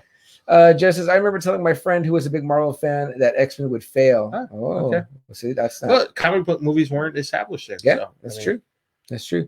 And Rich says Hugh Jackman was good as Wolverine. I think that character really took off and became a great movie. And character in the X-Men, totally. That was what won people over, I think, is that they had now Wolverine was brought to life. You know what I mean? Yeah. Steve says, what's wrong with spandex, Chuck? Totally nothing, Steve. I mean, I would have seen it. Wonder how it would have worked. It worked for Christopher Reeve as Superman, so who knows? Joe says, I think Rogue was used more for the story they were going for. It made sense. And Joe also says, as a mild Star Trek fan, I thought Patrick Stewart was awesome. He was 100% perfect. The consummate Charles Xavier. Although later on, James McAvoy is also fan-fucking-tastic. Yeah, he was. In my opinion. If anybody was going to follow him up, I mean, he did a great job. Rich says, and the way he carried his cape just got to me. It was like, they put a cape on this, English trained, thespian actor. It's like he's gonna be not, with the cape. It didn't need it. What do we got next there, Double A? Joe, Kelly Hu was smoking hot too. I fell in love with Kelly Hu. Yeah, CM remembers me being huge on Kelly Hu. All about Lady Deathstrike over here. Yeah, Lady Deathstrike. How cool is that too? You introduced a Wolverine villain. A hardcore Wolverine. But man, I was in love with Kelly Hu when I saw her in that movie. I was like. That and nothing not to be in love, man. She's so smoking hot. Yeah, she was. Rich she said, is still. Rich says Colossus and Nightcrawler, I don't think they get the credit they deserve. Great powers, but didn't get screen and see, they're part of my favorite X-Men team. Colossus, Nightcrawler, Rogue, Wolverine, with Storm leading the team, and Kitty. That's like my favorite X-Men team. That's almost like the X-Men Gold. Yeah, almost, but that's like you have the two powerhouses with Rogue and Colossus. Then you have like Wolverine and Nightcrawler as your stealth, and it's Storm like being like your leader. Yeah, definitely. You know? So I always like Storm being the leader of the X-Men more than Cyclops. She always got downplayed. I think Halle Berry was a good casting, but they never really gave her a chance. They didn't. And no, they kind of like messed up with like they gave her the African accent. They took it away. It was like, what was going on? You know, I forgot about that in the first one. Yeah, they tried doing that African accent. Yeah, then by part 2, they just. They just scrapped it. I mean, it's just but I don't know that. Again, I think that's like poor directing. Like, your director isn't like Bryan Singer, right? Yeah, but also they didn't get to the essence of her character. I know you're always big on talking about capturing the spirit of the character, and that I don't feel like they ever allowed Halle to tap into it. And she might have been really great. She looked really great. That was for sure. I think Last Stand, which shockingly is probably her one where she is actually comes out more, right? Because she is a leader in that one. Yeah, for sure. Joe says they made Juggernaut into a version that became popular on YouTube. I'm the Juggernaut, bitch. Yeah. I know that one line was from there. Vinnie Jones. They worked hard to work it in. Vinnie Jones. Yeah, not Vinnie Jones is better. We like him better in Kill the Irishman. Ooh, nice. Rich says, what about Pyro? Yeah, he was fine. I liked him as Pyro. Little like how Magneto kind of brings him over. It's kind of like a neat little testament to how Magneto was. Like, because it shows how good he is too at kind of bringing people in. Like how he's like, I can only manipulate the fire. I can't create it. He was like, you're a god amongst men. Right. Very charismatic. Yeah. Don't let anyone tell you any different. Right. Very much uplifting you if you're a mutant. You know what I mean? Yeah. Which Pyro has a big effect on Pyro. Now the character itself, I was never a big Pyro fan. Him or Avalanche or any of those fucking guys.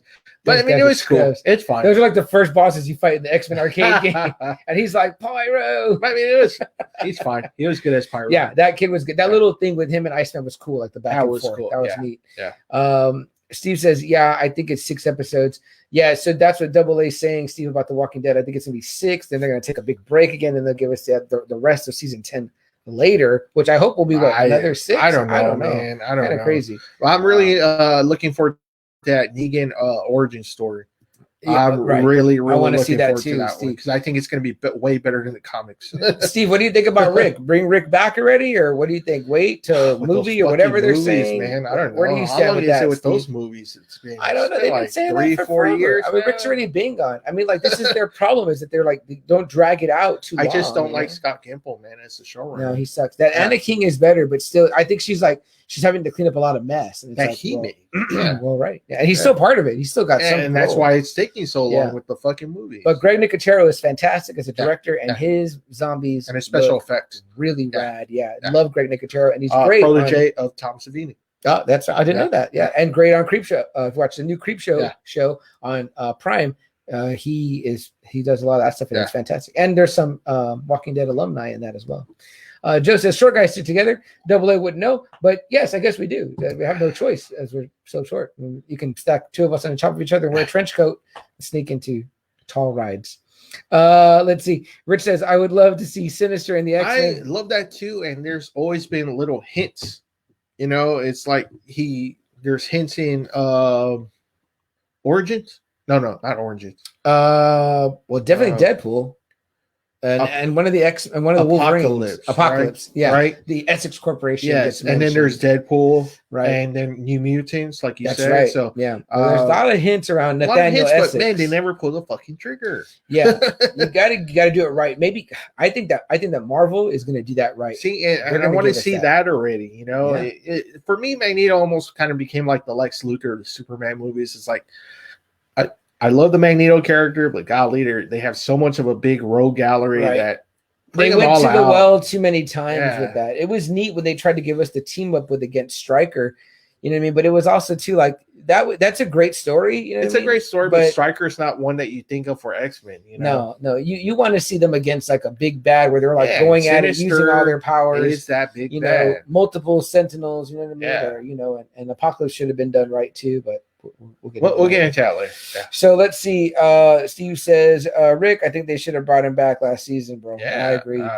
They keep waiting on this fucking movie. Yeah, you need Rick, I think. Although I'm loving with the Daryl Carroll dynamic, and I love Negan. So I thought the Whisperer season was like the best. Yeah, it was really great, really solid. Yeah. I love that.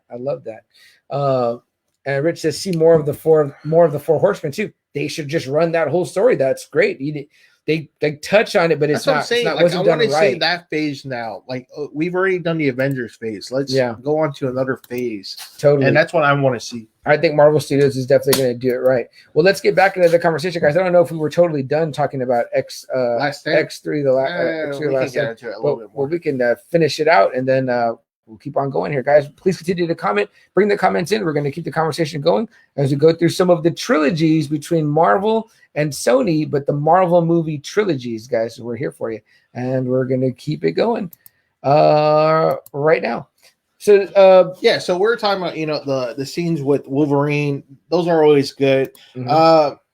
But man, it's like first off, I kind of like how the Phoenix powers were genes. Yeah. Because that's what Chris Claremont wanted until like I forgot the editor at the time said it needs to be like an entity, a space being. So it was kind of like, wow, that kind of depowers Jean a little bit, right?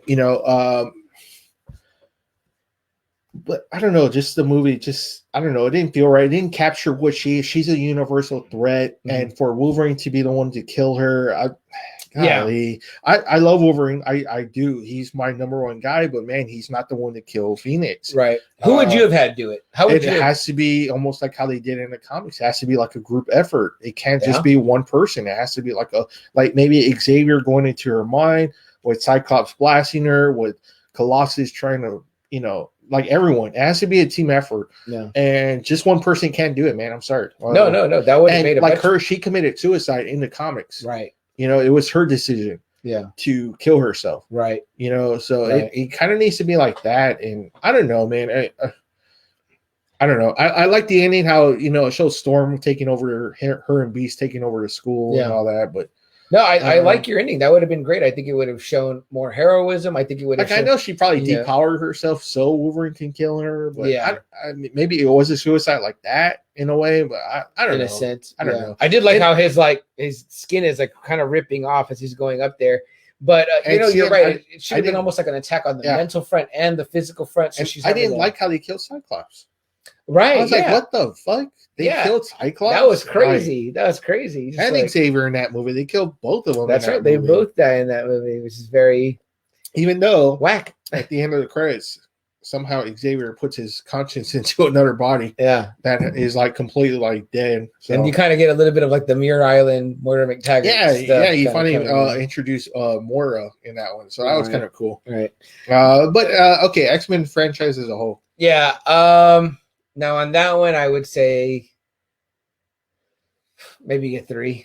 Yeah, I'll say. Yeah, that last one for me is a major bummer. That one, I'll say that like, one. Well, even like the first one now, kind of looking back on it, that's kind of like it's good. Yeah, I don't love that first one. That first one to me is very much like a New Hope. You know what I mean? Like it's good. It's a fine movie, but it's just like X2 is just that one that's just really fucking great. I feel like I end up watching it for certain parts. Yeah, and I'm not really like committed. Now, mind you, I owned all 3 of these movies. Now, at the time when these movies came out, they were just the be all end all for us. Sure, it was the closest thing we had got to. We didn't think it could get any better. Yeah, seriously, we didn't, because there had been movies in between all these movies that were just like, okay. So it's kind of like, Yeah. And one of those movies that came out, obviously, after the X-Men, the original one, is now we get started into the guy that is, what did we say? If Marvel had a big 3, the man is definitely up there. Yeah, at one time, this guy was on the top by himself. Mm-hmm. I mean, there was no one to challenge his position in the Marvel heresy, Spider-Man. And man, when this movie came out, CM, do you remember? It was the first movie that grossed over $100 million on 3-day weekend. The first movie to ever do that. I don't think I remember the numbers, but I just remember that it was like major, man. Crowds were sold out. It was the first movie to ever cross over 100 million in 3 days. Yeah, that was just stupid crazy. When a movie made 100 million, that was considered a big financial success. But this movie did it in 3 days. Yeah, I remember it was just like it showed the power of Spider-Man. Finally, this for me felt like I was not alive when Superman came out in movie theaters, the original one, and I was alive when Batman came out, and that was pretty cool. But this was like my Superman. This for me was like the guy from Marvel. Yeah, the story that I knew. We talked not last week, but 2 weeks ago about Spider-Man and His Amazing Friends. So now I've been watching it since I'm a kid. I know the theme song. We've got the VHS tapes. Me and your brothers had, and we watched those cartoons. Yeah, we'd watch this. I mean, so now it's like, and at this time we'd already watched our way through the 90s cartoon as well. So there's so much. People are just excited to finally see Spider-Man in the cast. And it was like, I mean, in the movies and the trailers, man, they're so fucking epic. Yeah. You know, the Twin Tower scene, you know, which didn't make it on the scene, but I mean, man, just that scene, the big old spider web with the fucking helicopter in between the Twin Towers. Very just like, badass. Wow. You know, and man, I remember it was hard to get in to see that movie because it was just fucking sold out. Yeah. Sam Raimi, who we did know actually because we had seen the Evil Dead. And I think I was a little bit like, why'd they get this guy? Like, it's weird, but then man, he just got the whole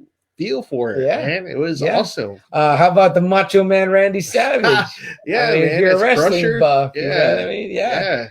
And you do get but you know, man, you just feel like that everyday man of Peter Parker. Like you feel like he got that right. The struggles that he goes with, you know. He loves the popular girl, but she's with this big asshole. You know, that he has no chance of ever beating. Yeah. You know, his friends Harry Osborn, his best friend, but the rich kid, but not really. He's kind of like a introverted himself. Yeah, you know? A little bit isolated. Yeah. The school feel, you know, you know, him being, you know, he's like this big nerd and he loves it, you know, like he's telling Harry about all the spiders, you know, and the microscope and everything. You know, man, I just love the look. I love the scenes, the imagery. I thought it was great. I thought Toby was. He blew me away. Tobey Maguire blew me away. I loved it. I can't remember a movie I saw of his before that one. No, me neither. I knew that he was like in something because I think at that time I was already reading about movie stuff and I knew that he was in Cider House Rules. But I didn't go watch that or look it up or anything like that. Just like, okay, cool. You know what I mean? But, you know, that might have been like my first like James Franco, you know, same here. That Joe Manganiello or whatever his name is. He's Flash. Yeah. Flash. Now, what I didn't love is I did not love Kirsten Dunst's Mary Jane. I just felt like she was really flat. Not her body, but just like I don't know. She wasn't. I didn't love her like I loved Mary Jane otherwise. You know what I mean? I just was like, you know. It's funny, Sam, because I always say like I loved Emma Stone. I love that relationship in the Andrew Garfield movies, which they never seem to do with the Mary Jane and Peter Parker. For some reason, in these movies, they made Peter always like push her back. Right. Which, if you read the comics, he never pushed any girl back. You know, he dated Gwen Stacy, he dated Mary Jane, and he was never afraid of a villain finding out who he was when he was banging him. Right. You know, so, I mean, he dated Betty Brant, he dated Felicia Harding. You know, he has a. Once he was Spider-Man, he was quite good. I mean, you know, it was like, hey, so he kind of leaned into that. I don't know why they did that in these movies. Why they always pushed him and Mary Jane apart. I don't know why they always did that for. I don't know if it just makes it easier, like, you know, to tell that story on why they're not getting together. I don't know, because you know, like for reason. You know, couples, it was always like Cyclops and Jean, and then it was like Spider-Man and Mary Jane. No, you know, it was always like those two couples. I agree. But man, that you know, Willem Dafoe as Green Goblin, Norman Osborn, loved it. Great acting. Yeah. I love that scene. And it's just like over the top too. You know? Yeah, he was perfect when he hops up on the table and his faces and stuff. I did not love the Green Goblin costume. No. I think it could have had at least purple accents. I saw recently on on another Facebook group I'm in with, it's all about toys. A guy took his Norman Osborn or Green Goblin from that first movie, and he added his own like purple cloth stuff, really? And it looked really neat. And I said, why could they do that in the movie? Just a little bit of simple. You can even have him walking through like some purple paper or something, and it like sticks to him or something. It would have looked cool. But I did not love the costume. But otherwise, the dynamic was great. The split personality was great throughout the whole movie. Yeah, the Oz stuff kind of affecting him. You know what I mean? But that movie is fun. The Aunt May is good. The death of Uncle Ben is always tragic. Always heartbreaking. I mean, it's always heartbreaking. I mean, the great power comes great responsibility is in play. I don't know if they say that in the other ones. I think it's kind of a hallmark. In the Andrew Garfield, I don't think so. Yeah, and I don't think so. I don't think Tom Holland. They say that at all. So it's weird, right? It's almost like that James Bond, right? But that's almost like how it is in Spider-Man. Yeah. But man, this movie just popped. Totally. Spider-Man popped out. Totally. You're like, yeah, Marvel has this guy to counter your Batman and Superman. Mm-hmm. You know, because man, that first movie was a monster. You know, and then Spider-Man 2 came out, and that was even bigger than Spider-Man 1. Right. You know, so yeah, and you're gonna get, you're hitting up that fantastic rogues gallery that he has, because you go right from, the guy that you would probably consider number one, Green Goblin, to the guy that you would probably consider number two. Yeah. The way that Batman went from Joker to the Penguin, it's like you go from Green Goblin to Doc Ock, and then you get Alfred Molina.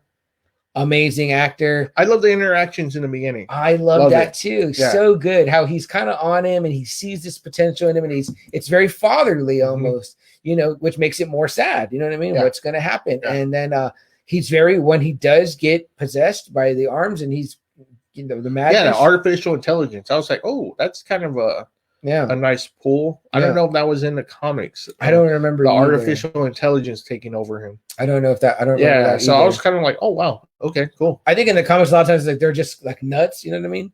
But the arms look cool. I mean, I love that scene when he attacks Parker and he wants Spider-Man, and he tells him, like, I'll peel her skin from her bones. And the way the little hands move, and they're very like accurate. He can do little minutiae and move around. I didn't know if I cared for like the trench coat and the no shirt so much. Then they could have gave him maybe like a little bit of a cooler costume, but otherwise that's pretty cool. Otherwise, guys, just a little heads up here, but the newest member of the Friday Night Faithful is here. Congrats. Thank you. Your uncleness. My little nephew's born. Yeah, very, very awesome, guys. So on a just another Friday night, it ends up being just another extremely special Friday night. Victor Arthur Ayala. Very cool. Yeah. Like the first name. Victor very nice. With the K. Ah, nice. Yeah, very Dr. Doom. I dig it. I dig it. Yeah. So guys, my nephew's here. So extremely happy about that, awesome. Guys. Yeah, a new member of the Friday Night Faithful, and in our private circle, the Bullet Club. So very awesome, guys. Okay, so Dr. Octopus, great stuff. Mm-hmm. What did you think of? I like how they show more of his struggles. The job handling, how he's like a pizza delivery boy. He's working for the Bugle. Right. He feels like he can't keep the relationship with Mary Jane. And he's not even in a relationship with Mary Jane. Right, they're split up or whatever. Right? She's with Jameson's son, John. That's right. Yeah. And we didn't talk about how great J.K. Simmons is. J.K. Simmons. What a perfect J. Jonah. Like, and the look, right? Yeah. Didn't he hit the look? Like, way to go, Sam Raimi. Like, there you go. And he's killing it as it too. He's killing it. And you've also got what's the gorgeous gal's name that plays Betty Brant? But Elizabeth Banks. Elizabeth Banks is beautiful as Betty Brant. They don't really flesh that out. Just very little hints of that there's something with her and Parker, but little, but they never go into it. In the comic book, that's much more fleshed out. Yes, it is. And you got Sam Raimi's brother doing his always classic cameo, and you've also got Doctor Strange. So you've also got why is Bruce Campbell also too another always. Sam Raimi must have Usher. The Usher, and then also the wrestling announcer and the guy who defeats Spider-Man part one, right? The human spider. Oh man, that sucks. That sucks. But so you've got that. isn't he dealing with a little bit of like the power struggle, the power loss, right? Like his confidence is almost tied to it, and he's just not feeling well. He also wants to focus more on school. He wants to focus more on school. He wants to focus. He wants to leave Spider-Man. He wants to leave it behind. The classic Spider-Man no more story. You know? He loses powers. I mean, he's wearing his glasses again because he can't see anymore. You know, he's able to have more free time, and he's doing well in school again. Man, the part that gets me though is like when he sees that guy getting beat up though in the alley, you know, and it's just like, oh shit, you know, and he kind of just like walks away. You know, I think his thought process is like, I can't be Spider-Man and have a relationship with Mary Jane, so I've got to do everything I can do to get back to being Peter Parker, and then I can have the relationship with that I want to have with her, and I can pursue that again. But at this point, Spider-Man is a part of him and who he is. And but it shows too, like again, like he's not paying the rent. It's just like the shitty landlord and all that, and living in New York, and that's kind of cool too. You know what I mean? Like New York is very much a part of the character of Spider-Man. Train scene, great scene, one of the best. Train scene. Everyone loves that. I thought it was really neat the part. Where they get the master, and the one guy's like, he's just a kid. And you got to think about it. You're like, in New York, it's just this another face, Caucasian, brown-haired kid. It's like, nobody knows who the hell Peter Parker is. So it's like, they don't show anyone snapping pictures or anything like that. In a city of like 20 million. Yeah. So very cool. Again, like we have in X-Men, the X-Men trilogy, the Spider-Man trilogy hits a high point. The Spider-Man trilogy hits a high point with the second movie, Spider-Man 2, and it is just, I mean, continually to this day, still lauded as one of the best. And I still love it. I actually think the Marvel formula actually got it from the Sam Raimi movies, the first two. Interesting. If you see it, there's still like serious scenes, but then they add humor to it, just like the Spider-Man 1 and 2. Like when he drops his books and then somebody hits him, right. Or like when the boss is firing him and he rips off the sticker. I really do believe the Marvel formula got a lot of it from the Sam Raimi movies. So I think it was a big pioneering movie for Marvel Studios. I really believe that. Very cool, very cool. And so we definitely love Spider-Man 2. Yeah, but what about 3? Much like what happened with the X-Men trilogy, then we get a third movie. You know what I mean? Like, I don't want to say forced, but it's going to come because I don't think Sam Raimi wanted to do a part 3. If I remember it right, I don't think he wanted it. I don't know, because I had heard that there was a 4 planned, that he was going to do a 4. So I don't know if maybe something went wrong or whatever, but again, you've got a great rogues gallery, so you go into that. And you pick out 2. It's not only going to be 1. No, actually, you know what? It's not going to be 1. It's not going to be 2. It's actually going to be 3 villains in this movie. It's going to be the Harry Osborn Green Goblin. It's going to be Sandman, and it's going to be Venom. Probably his most popular villain, and maybe the deadliest too. The one that's supposed to be like the opposite of him. The one that his spider sense doesn't work with him. Nope. But shitty casting on the Eddie Brock move there. And I like Topher Grace, but man, he was not right. He was not right as Venom at all. I love him in that 70s show. He's fucking hilarious in that 70s show. Him and Kurtwood Smith play off really good, but this one, I don't know, maybe they just wanted someone Tobey Maguire size. I know Todd McFarlane didn't like it. I know the one thing he said about Venom was that I'm glad they made him a giant. Because he was like, that's what my Venom is. Yeah. He's this big creature. Yeah. Topher Grace, I don't know. Like I said, maybe it's just they wanted someone on level as Toby. I don't know. I liked his suit though as Spider-Man. I love the black costume. The black costume looked cool. The poster, that's like one of my favorite posters. Yeah, back to back. Like that's fucking image. Cool. Very Sandman, cool. Man, I forgot his name. Thomas Hayden Church. I loved him as Sandman. We talked about kind of a sad villain in a way. Yeah, Sandman is a really cool villain, very underused villain for the Spider-Man movie, and the costume, right? Yeah, classic costume. The striped shirt, that was like right out of the page. The haircut. By the end of that movie, he's the best villain. Yeah, I'm like, this story is more compelling than the other stories. Same with Venom, which I mean, it's cool if you get it right. It's Eddie Brock blames Spider-Man for everything that went wrong with him with his whole career. I don't know, man. It's just Topher Grace, the script, everything. I don't know. It just didn't play well with Venom. Man, which sucks too, because it was like the first time we were actually going to see Venom. Right. Finally. Yeah. You know? People have been waiting, and that was one of the main storylines. And, you know, it's a beloved arc of Spider-Man, that whole black spider suit, black symbiote series, and Venom coming out. And then for it to just kind of get totally. Did you like seeing him and Harry go at it, though, in the beginning? Yeah, it was all right. It was cool. You know what I mean? Like, you know, how do you feel about Harry Osborn Green Goblin? Do you think it should just be Norman Osborn Green Goblin? No, I'm okay with it because I kind of like the father becomes the son thing. Okay. But I just think that the costume should have kind of stayed more traditional too. Like, I don't know where they were going with it, where I was like, I don't know, this looks weird. And you know what I mean? But, you know, I wanted to see that showdown, but I think that could have even been saved. You know, how did you think about the team up? That's good. Two at the end. It's good because you give him like a little bit of redemption. Because you know what? At the end, I actually do watch the ending of that movie a lot. I think it's a really cool ending scene, the fight scene. With all of them fighting? Yeah, especially with Sandman kind of being that big monster. Yeah, that was neat. I thought that looked really cool. I thought that was, again, more compelling. And then you still have that threat of Venom just everywhere. Right. You know, despite what we think, I mean, Venom's like way stronger than Spider-Man is. Yeah. So that threat, and like CM said, he can't detect him with his spider sense because the symbiote knows exactly, you know, all that stuff. So he can't detect him, you know. And I love the bell scene though. I love how he gets that off himself, because that's almost like what happens. Yeah, that's pretty classic. So I love that scene. Yeah. It's got little beats, but of course you've got like, you know, Spider Fingers and the emo Parker. Yeah, which I was like, that sucks. He's supposed to be more aggressive. You know, that's the whole thing with the symbiote taking over him. He's supposed to be more aggressive. And they don't seem to do that right in this movie at all. And this is where the Marvel formula can go bad, where it's almost like too much humor. Like, I can't imagine how they're reading this on the page and they have him like jumping up and the piano thing and all that. And I'm like, what is this?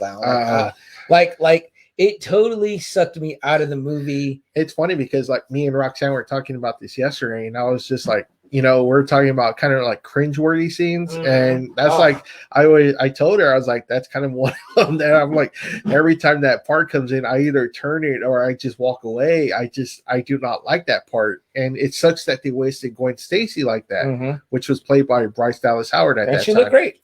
She did look great, but I was like, come on, you can't do that with Gwen Stacy. Gwen Stacy is such a big part of him that you can't have her in that role. I'm sorry, which I hated. Yeah. And I'm glad they redeemed her in the Andrew Garfield movies, played by Emma Stone. She's so much better. She deserved much better, and she did great in those two movies. So great. They have her like back, like in the comics, they have that Spider-Gwen thing going on. She should have been one of those characters that should have stayed dead. I hate saying that because I do love the Gwen Stacy, but she's one of those characters that you shouldn't have brought back. Well, I think she's like a multiverse. She is, but there's even one where they brought her back where like, when she went away to Paris, like her and Norman had an affair and they had kids. Interesting. Yeah, like, and then she comes back and gets with Peter again.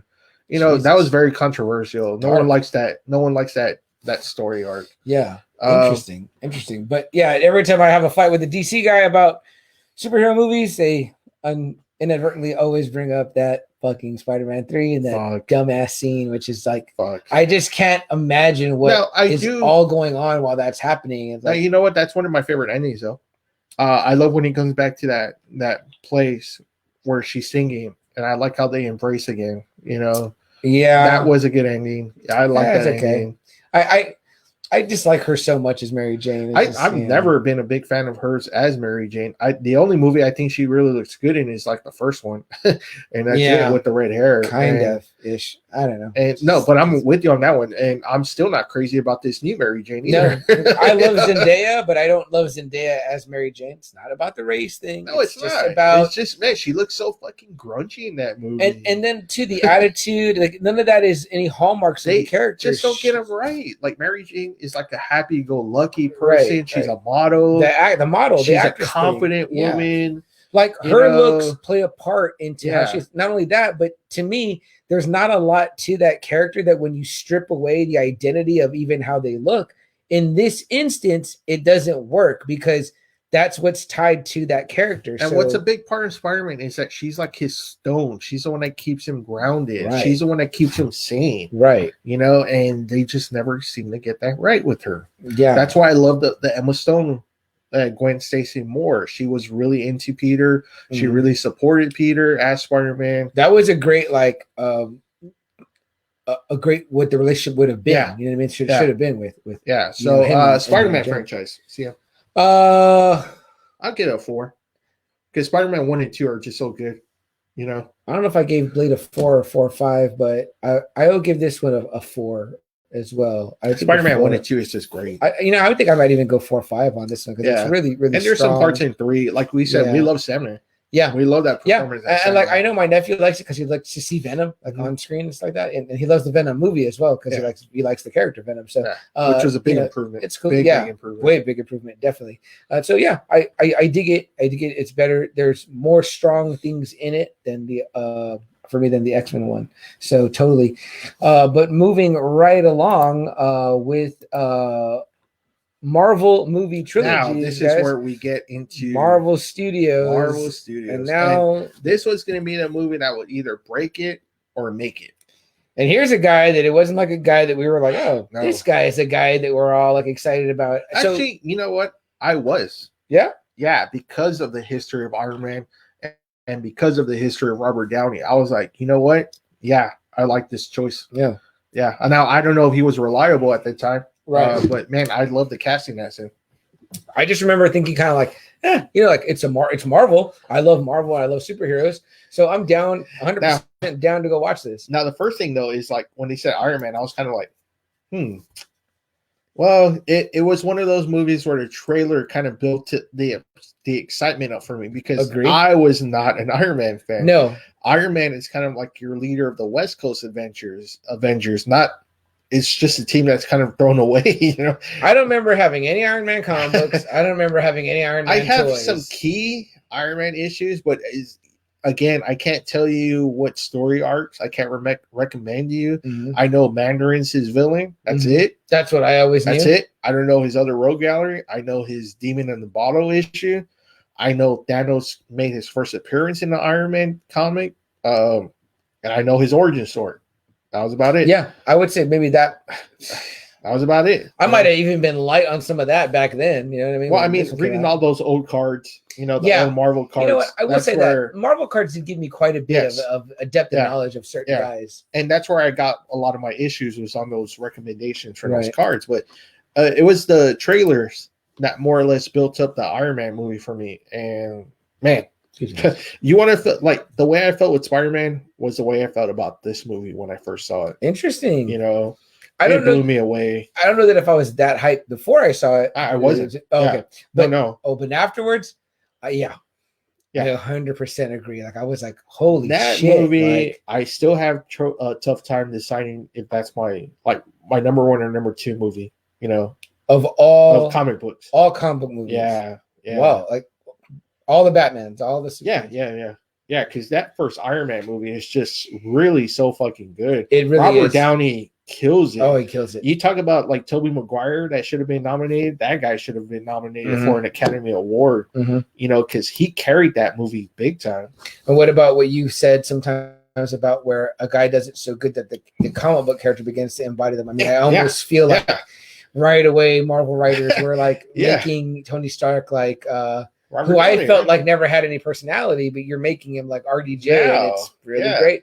And he is just fucking fantastic. I was blown away. How good is Jeff Bridges as Obadiah Stane? Again, you know, a guy that doesn't really have strong villains, but man, you know, Jeff Bridges does a great job as Ironmonger. Yeah. That's great. Terrence Howard. I love Terrence Howard. I wish he would have kept him on. I know you're a big Don Cheadle fan. Yeah, I love Don Cheadle. I would have liked to have seen Terrence Howard continue as Rhodey. Yeah.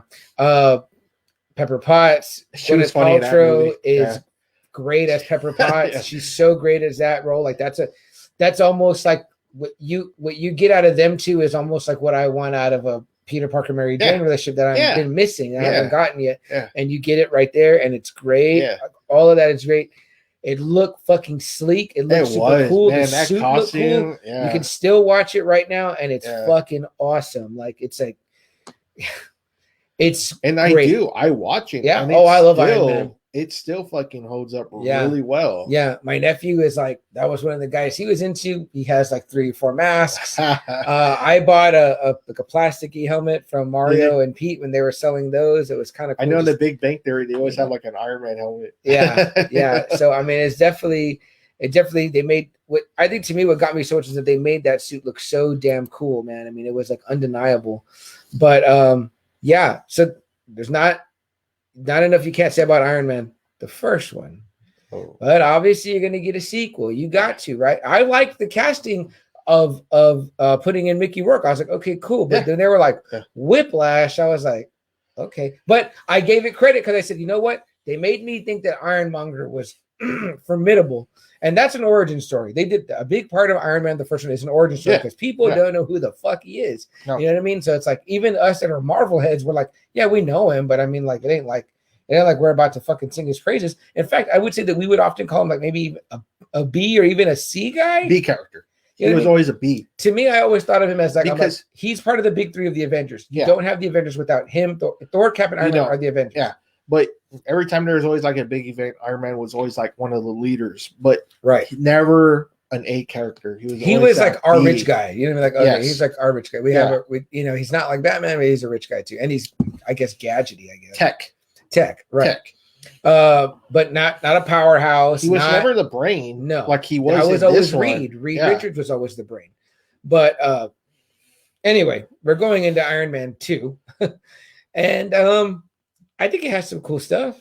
Like that. I thought the racetrack scene was cool. I like the suit, definitely cool. The briefcase, suit looks cool.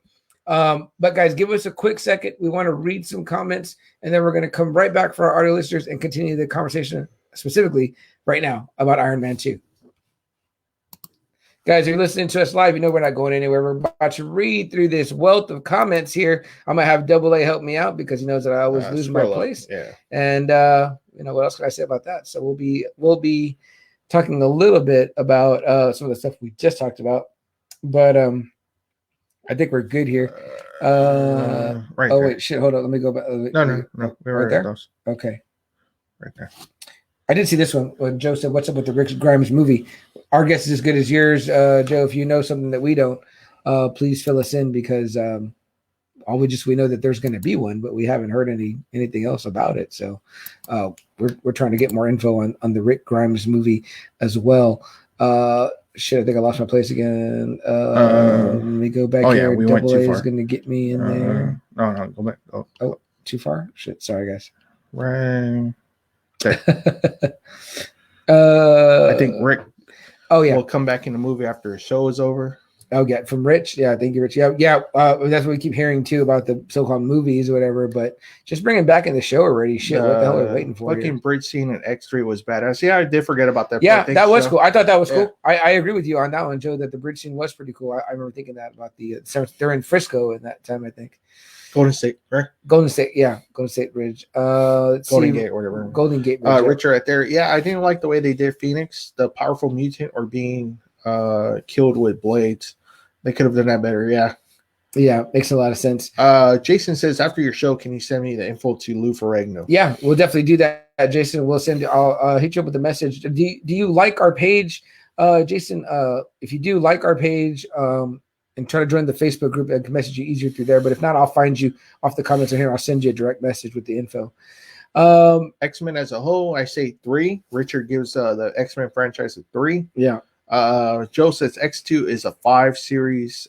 Together 3 sounds about right. So Joe says about 3. Yeah, because you have a really strong one in the middle. So I agree with you. I'm going to kind of get into that with the whole Iron Man thing, where it's like you've got this really killer first one. You know what I mean?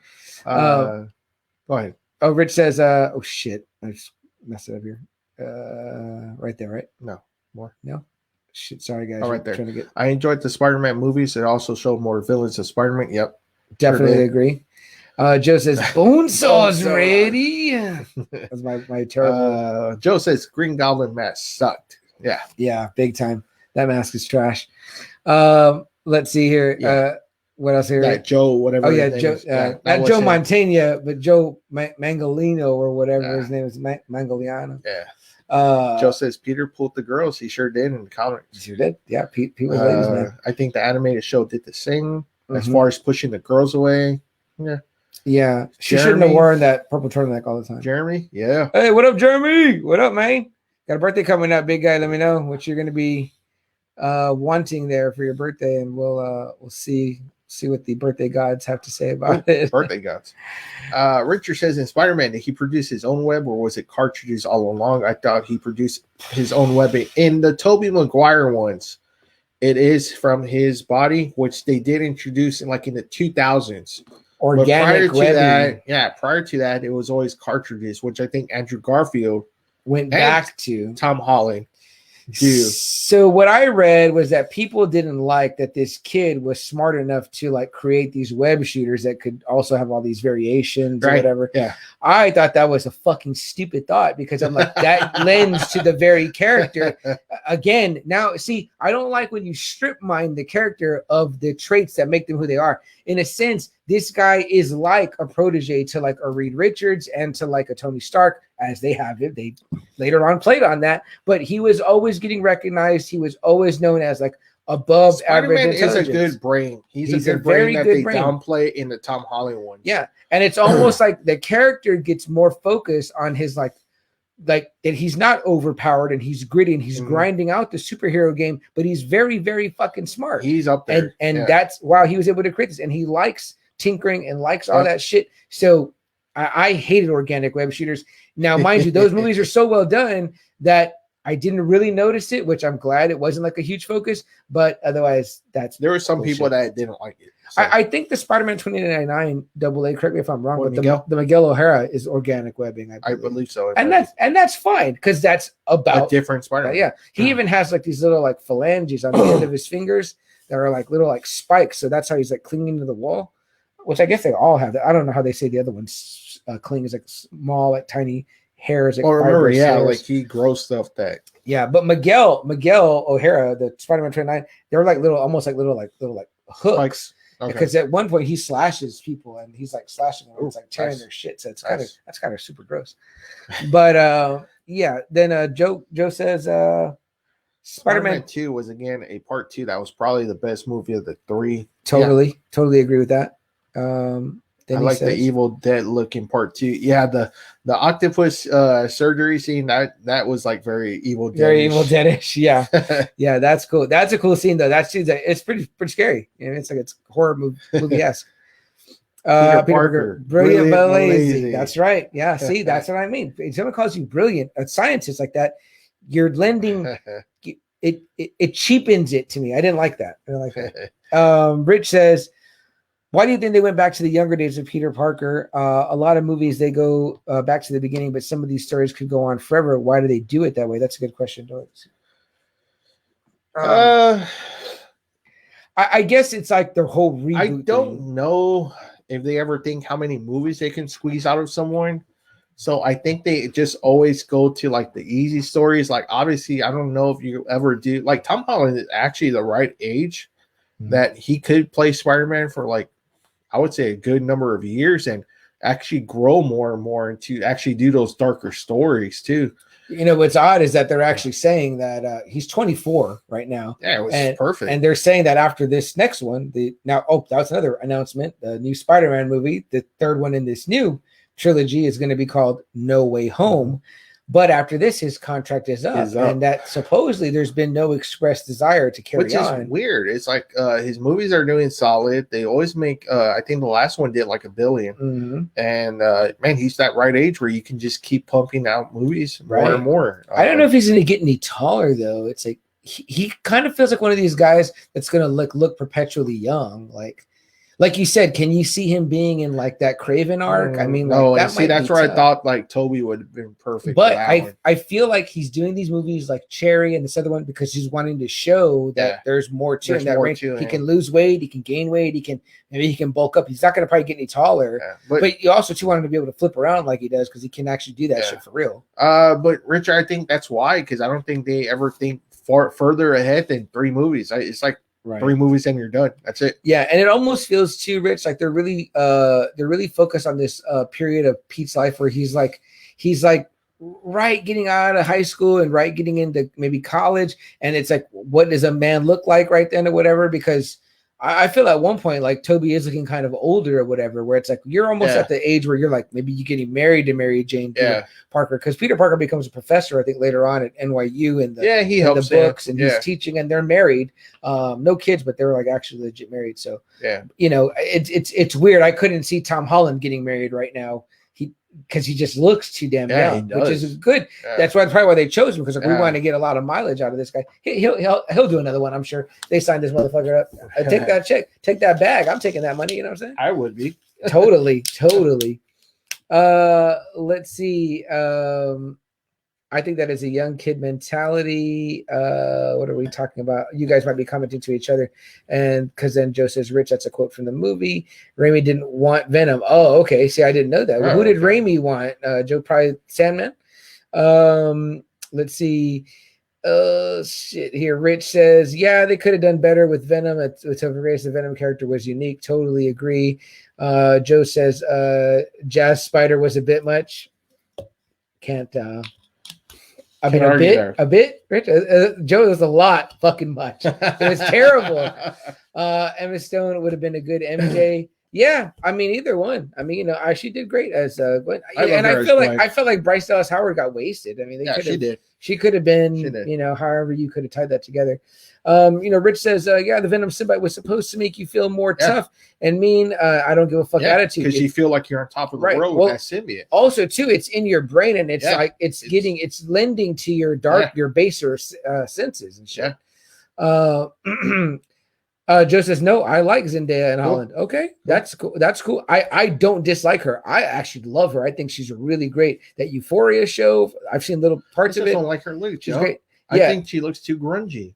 The ugly jacket, the messed up hair. It's like, and just to me, it's the attitude. But then you're just talking to too much of a guy that just read too much comics and has a feel for Mary Jane, you know. And it's very like, it's hard for me to get that out of my head, you know, of what Mary Jane should look like. Right. Know? I don't want a necessarily a specific and I don't care if she's black, white. I just want her to look really good, and I don't think Zendaya looks good. And a good, I think you do need a good actress. You do need a good actress to kind of pull off some. And her attitude is just so different. Yeah, I almost feel like Mary Jane's kind of bubbly. Yeah, I kind of feel she's like Zendaya's not. What, like cynical? Like, very cynical and very like has like that weird sense of humor. I would have been totally fine with them making her like a new love interest, but to make her MJ is kind of now they've buried that, so they can't have another MJ. So you can potentially reintroduce Gwen. I don't know. It's kind of weird. It's just, again, to me, that character does not have a lot of like meatiness to it. So the few things that are there, you can't strip them down. You know what I mean? Like, you know, it's just weird for me. But more power to you, Joe. Yeah, Rich says Mary Jane was the girl next door type, and she was like perfect. I mean, pretty much. It was like the girl out of your reach. Like, you know, like I could never get that girl. Apparently not for Peter. Yeah. And then let's see. Rich said Spider-Man, I would get 4. Okay. Cool. Okay. Rich says, I was like, Iron Man, get out of here, and saw that first trailer of him flying. And I always like RDJ. Yeah, we do too, Joe. And Rich says, Iron Man, these movies are really thinking took Marvel to the next step. Totally, they sure did. Made this character great work for RDJ as an actor. 100%. That ending credits where, you know, Samuel Jackson's Nick Fury comes out and he talks about the Avengers Initiative. Mm-hmm. I was like, wow. They're actually going to do it. They're actually going to bring out more. I didn't believe it. I was like, this is just talk. Like, this isn't going to happen. Yeah. Wait, in fact, no, Iron Man 1, what's the end credit scene? It's not that with Nick Fury, is it? Yeah. I thought it was when he sees Thunderbolt Ross at the bar. That was wasn't that the Hulk movie? That's right. Yeah. You got me. Yeah. That's good. Yeah, but that was cool too. Was that our first time seeing Nick Fury? Yes. Yeah. So that's pretty sweet too, which at the time we knew was right out of the Ultimates comics, because you know that was like the other casting, right? Right. Yeah. And see, here's the thing. They in the Ultimate comics, Nick Fury was black. They made him black. Nick Fury, initially a white character. It didn't matter because they embodied the true that's like perfect. Now, if they would have said, "Oh, he doesn't have an eye patch anymore," then I would have been like, "What the fuck?" Like that's fucking wrong. But the Samuel L. Jackson character and the Nick Fury character in the Ultimates is almost identically the same. It's a hardcore ass fucking spy motherfucker that is a leader of men. That is all there, so it does not matter. You know what I mean? But other things, again, the character has a lot of depth, so there's more to draw on. You know, where are we at? Joe, right there. Iron Man, I can still watch anytime, anywhere. Yep, 100%. Joe says it was a great cast. Yep, yes, it was perfect cast.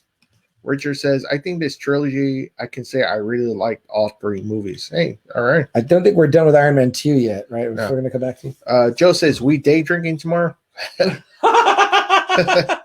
I'll get back to you. Jason says, I just liked your page. All right, cool, Jason. Hey, we will send you info for the Trader's Village stuff. Mm-hmm. Joe says, I think the play on his smarts with Tom Holland. Yeah. No, especially in Far From Home. Right. That's great. That these aspects that they're getting really right about Parker, that's fine. They still could have had Mary Jane be his neighbor. I mean, like, you know, Marvel is who they are, Marvel Studios, and they're awesome. But they're taking a little bit of liberties because it's like we've also got Marissa Tomei as the really young, hot Which Ant-Man. I actually think that was perfect. Actually, it's fine. How many of us actually have like that old Ant? Right. Okay, so now I'm gonna throw something out here before we get back into recording for you guys to mull over. I think we got Joe, Rich. Who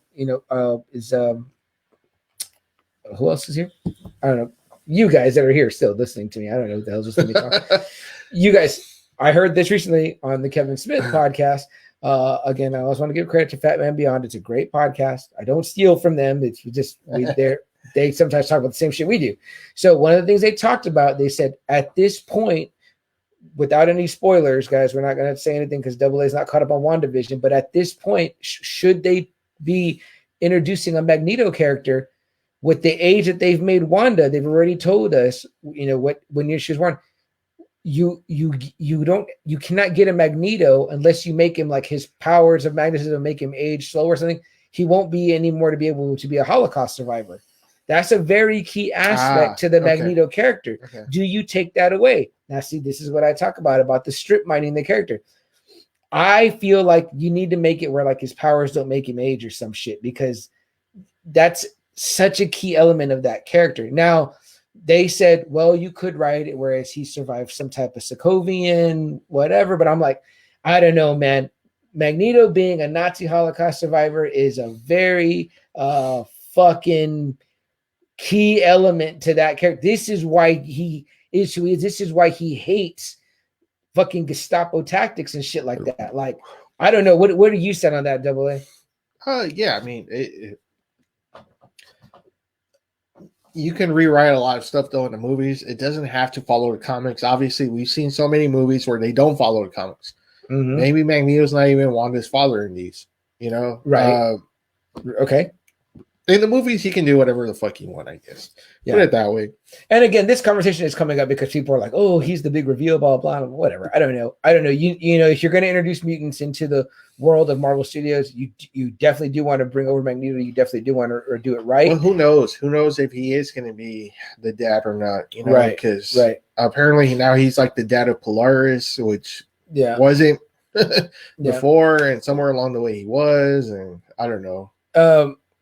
Now, let's just say not. Let's just say they're tied nothing to WandaVision, nothing at all. But let's just say you're going to bring in a Magneto. So you just make it an older guy that's been around that long? Because I think now, isn't like the oldest Holocaust survivor like 90 something? Hell yeah. Even like Nazis, they're still capturing Nazis that are like in their 90s. And even if he was like the youngest he could have been now, because we're already like about 100 years out, right? Yeah. So it's like Wanda was born in 80. Say, for instance, I think they specifically say like 89. They say, okay, yeah, that would be right. No, that would be right. 89. But what I'm saying is, Magneto will be fucking old. Yeah, that's what I'm saying. Like, leave it out. Let's say Magneto was as young as he could be. I just think you have to make it about the powers. Like his powers slowed his aging. Something. And like, you know, again. Which, I mean, it's comics. You don't have to really think too hard. You can make up some bullshit. He came from another reality and had Wanda like in the 80s or something. You know? Totally. They play with time travel so many times. So let's get back into the comments before we get back into the conversation. Richard says, I think the actors get burned out, maybe playing the same character for a long while. I think it really just depends on how much money they make. Not Chris Hemsworth. Chris Hemsworth's like, I'm not going anywhere. Because Downey was making a killing on these movies. Not even his salary. It was with the percentages of the movies that he was grossing. So yeah. I mean, I guess when you're good and you're like, I don't want to dedicate any more time to it, that's fine or whatever. But I don't know it. Those guys are making too much money. Too much money.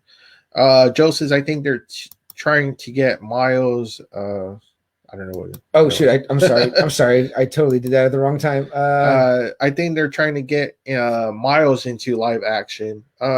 That's great. Miles Morales in live action, sure. I haven't heard anything. I don't know. Yeah, I don't know how you who you cast and how, but I would love to see it. It's cool. I mean, I think that's definitely awesome. The way that there's a Bat family, there's a Spider-Man family. You know what I mean? So if you want to introduce them now, obviously the game super hot. So Joe takes a shot right here at Albert. Emo Peter Parker had a very Kenny Omega Young Bucks feel, right, Albert? To which Albert was like, WWE writer wrote Spider-Man 3, Joe. And the fighting continues. And then Joe goes, I think they play with how he ages him with Wolverine. Okay. But Wolverine doesn't age, though. His healing factor keeps him looking like that. Yeah, slows it to like almost a crawl. But I guess you could say the same thing about Magneto if you wanted to and still make him that. I know in the comics they did, like, he did get somehow, he transformed into a young man again. And Moira kind of raised him. And that's where, like, do you remember in X-Men 1, 2, and 3 with Chris Claremont and Jim Lee, they focus on that, how she kind of tried reprogramming Magneto's brain.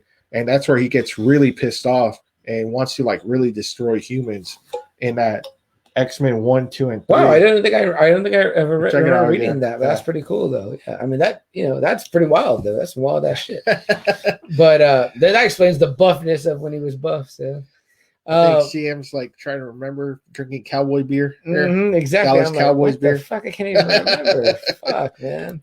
See that's when there's nothing but Miller Lite left. Thanks, Juan. Shout out to Juan. Juan also has a birthday coming up. Happy birthday, Juan. Happy 40th birthday. Coming up, 40, the big 4. I don't think he minds because he put it at 40. That's he doesn't mind. Me and my little group of friends, we all turned 40 this year, so it'll be super exciting. I guess. I don't know. Fucking feels like the end of the world, but we're gonna carry right on, guys. We were right about to talk a little bit about more Iron Man 2. And we're gonna just stick here with you until we maybe get through this list. I don't know if we're gonna make it all the way through, but we're gonna do our best. Fine. I'm here as long as double A is here. Yeah. You know what I mean? But let's get the conversation continuing, guys, on Iron Man 2. We thank you so much for all the comments. And again, give us your rating for these franchises. Yeah, we love it. And continue to comment in. We're hanging out here for the long haul. We're hanging out with you, we're drinking with you, we're spending our Friday nights with you. My cooler's not empty, so I plan to give some back to the people. Guys, thanks for hanging out. We're here still talking all Trilogy's Marvel characters, not Marvel Studios. We're talking Marvel, Sony, Marvel movies. It's Marvel from the Marvel comic books. So some Sony Pictures characters, some Marvel Studios characters, and we're right here talking about Iron Man 2. Okay, so they mentioned Iron Man 2. I'm very excited for it after seeing Iron Man 1. They get Mickey Rourke. I like Mickey Rourke. This is the time when he was doing Sin City, when he was doing The Wrestler. Yeah. He looked in great shape again. You know, he's pretty muscled up. He has a pretty cool look in the movie. Yeah. But the one thing about Iron Man is just the road galleries, just like you had Jeff Bridges. Even though he's really good in that movie, you know, Ironmonger's not one you think of. Same as Whiplash. It's not really one you think of. Or even Sam Rockwell's character. I know he's kind of like a big figure in the comics, but, he was great though. He was great. He was funny. He was so great. Funny, but I don't know, man. What do you think? They do kind of play on the alcoholism of Iron Man a little bit. This one touched on, we get Don Cheadle now as War Machine. Obviously, a lot of backstage bullshit happening between Terrence Howard, supposedly wanting more money as well. I think. Yeah, which is kind of stupid. It's like, come on, you know. like you have to tell yourself, like, man, like he must look back now and be like, fuck. I'm sure he does. Could have been an Endgame. Yeah. What do you think, CM? I like how he kind of like when they put him in like kind of like house arrest, and he discovers because it's the shit, right? The energy is killing him. Yeah. And he sees that old footage of his dad, and he finds that new what do you call it? The The new arc reactor. Yeah. Yeah. You know, which saves him, the new energy that can save him. Yeah, all that stuff is fine. I just overall don't really like. I just don't love the movie. Me neither. Like it just feels flat. Like it just is like it's like it's there. I don't ever go back to it. I think I do own a copy. What do you think about the ending, the whole fight scene of the end with, you know, Whiplash and the suits that he makes against War Machine and Iron Man? It's that's kind of cool. It's pretty actiony, but it's not enough for me to be like, oh, I was gonna go supremely let down after that first one. It's really hard. It's like, golly, that first one was so good. Yeah. Even with the limited shit that they did have again with Jeff Bridges being the main villain, it was still really super good. And I don't know, man. You mentioned that racing. That was a cool scene. That was one that they were advertising a lot. I love the way the suit was in that briefcase and he gets into it. And but still, it's kind of like, Yeah, I just, I mean, like you said, Double A, it's like, it's almost like you're coming off such a high with one, and you almost, now your expectations are raised so high. So you go in with that, it's like you almost can't help but not be let down, and you just are let down. I mean, like, are you ever like, you're in the mood to watch it? No. Or? And you know what sucks is that it's never like Robert Downey. No. He always kills it in every movie that he's in with Marvel. He always kills it. It's just, totally. I don't know. And then part 3 comes along, and I'm kind of expecting better, you know. And that one kind of like it's like a detective movie, like a Tony Stark story, right? Yeah, that's what I feel like. Like he spends a lot of time not being Iron Man. Yeah, and then we get this like shitty Mandarin. You know, Guy Pearce. I like Guy Pearce, but him being Mandarin, I was kind of like. Well, wasn't it Ben Kingsley at first? No, he was like the front. That's right, but I like that. Though. No, I know you like that part. That was funny. Yeah, and you like that story that they have like on the DVD. Yeah, but he was never. That's right. Mandarin. He was the Ted or whatever his name was. Yeah, and it was Guy Pearce. That was which I was like, man, really? You changed up the Mandarin because they mentioned the 9 rings in Iron Man. You know, and the rings are Mandarin's like powers. You know, it's like one of the most powerful weapons in the Marvel universe. Yeah, the rings. You know, and they just blow it. They just blow it completely. And he was Asian. Yeah, and he was Asian too. Ben Kingsley, no. Or Guy Pearce. No, definitely not. It was like, it felt like a really like they mushed a bunch of parts together. Yeah. And it just didn't flow well. Him and the stuff with the kid was cool. He seemed like he was playing detective most of the time. Yeah, and outside of the Iron Man outfit. Do you get to like? There's almost like this sense of like a not wanting to be Iron Man anymore. Yeah, I know. Not out of Robert Downey, but I mean out of like the character. Tony Stark is not wanting to be Iron Man anymore. It's almost like the Iron Man No More story. Yeah, it's like we kind of seen this before. Yeah. Like I saw it once, and that was enough for me. Yeah, and again, I love Marvel movies so much. I think I do own it. I own all three. Go back. I own all three. That's a time when I was just buying Marvel movies. Right, exactly. You just bought it because you're like it's Marvel. Yeah. But no, I never go back to it. I probably enjoyed the extras, the special features. You did enjoy those more than anything else. You enjoyed the Mandarin stuff with Kingsley. It was a total bummer. So Double A, rank 2.5. The whole trilogy? Yeah.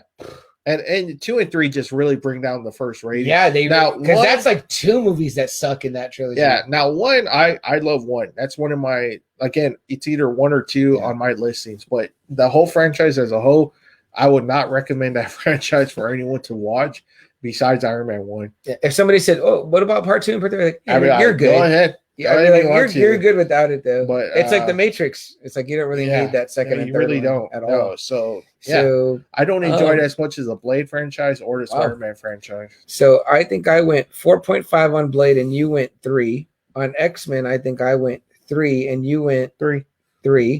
On let me see here. Then on Spider-Man, I think I went 4.5 and you said I think 3.5. 3.5. Yeah.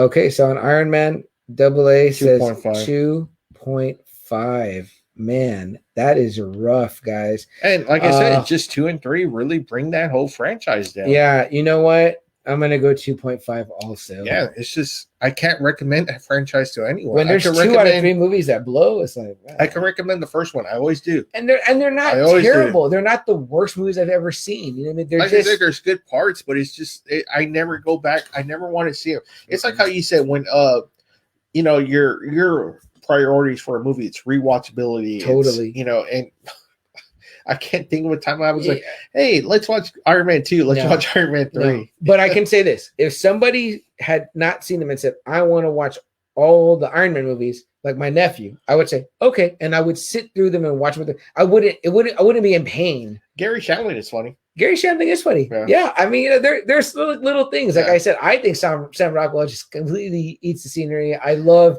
him. Now you know what an annoying little prick feels like. Yeah. Like there's just stuff, but it's just not. But as a whole, no. Sorry, Iron Man. Yeah, sorry, Iron Man. I don't know what happened there. And it's not Downey. Nope. I love Downey. He's great. And maybe it's just maybe the lack of road gallery. Maybe definitely that. I don't know. Definitely that. We're huge fans of You're Only As Good As Your Worst Villain. Let's get to a guy that we both love. Double A, you and I. We love him in the comics.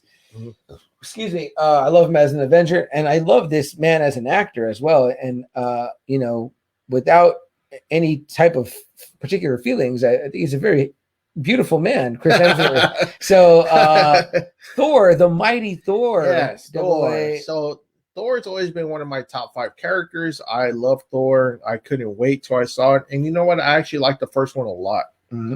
I love Asgard. I love how they show Asgard. Tom Hiddleston. Man, maybe the first great Marvel villain. Yep. You know, Loki was perfect. Great as Loki.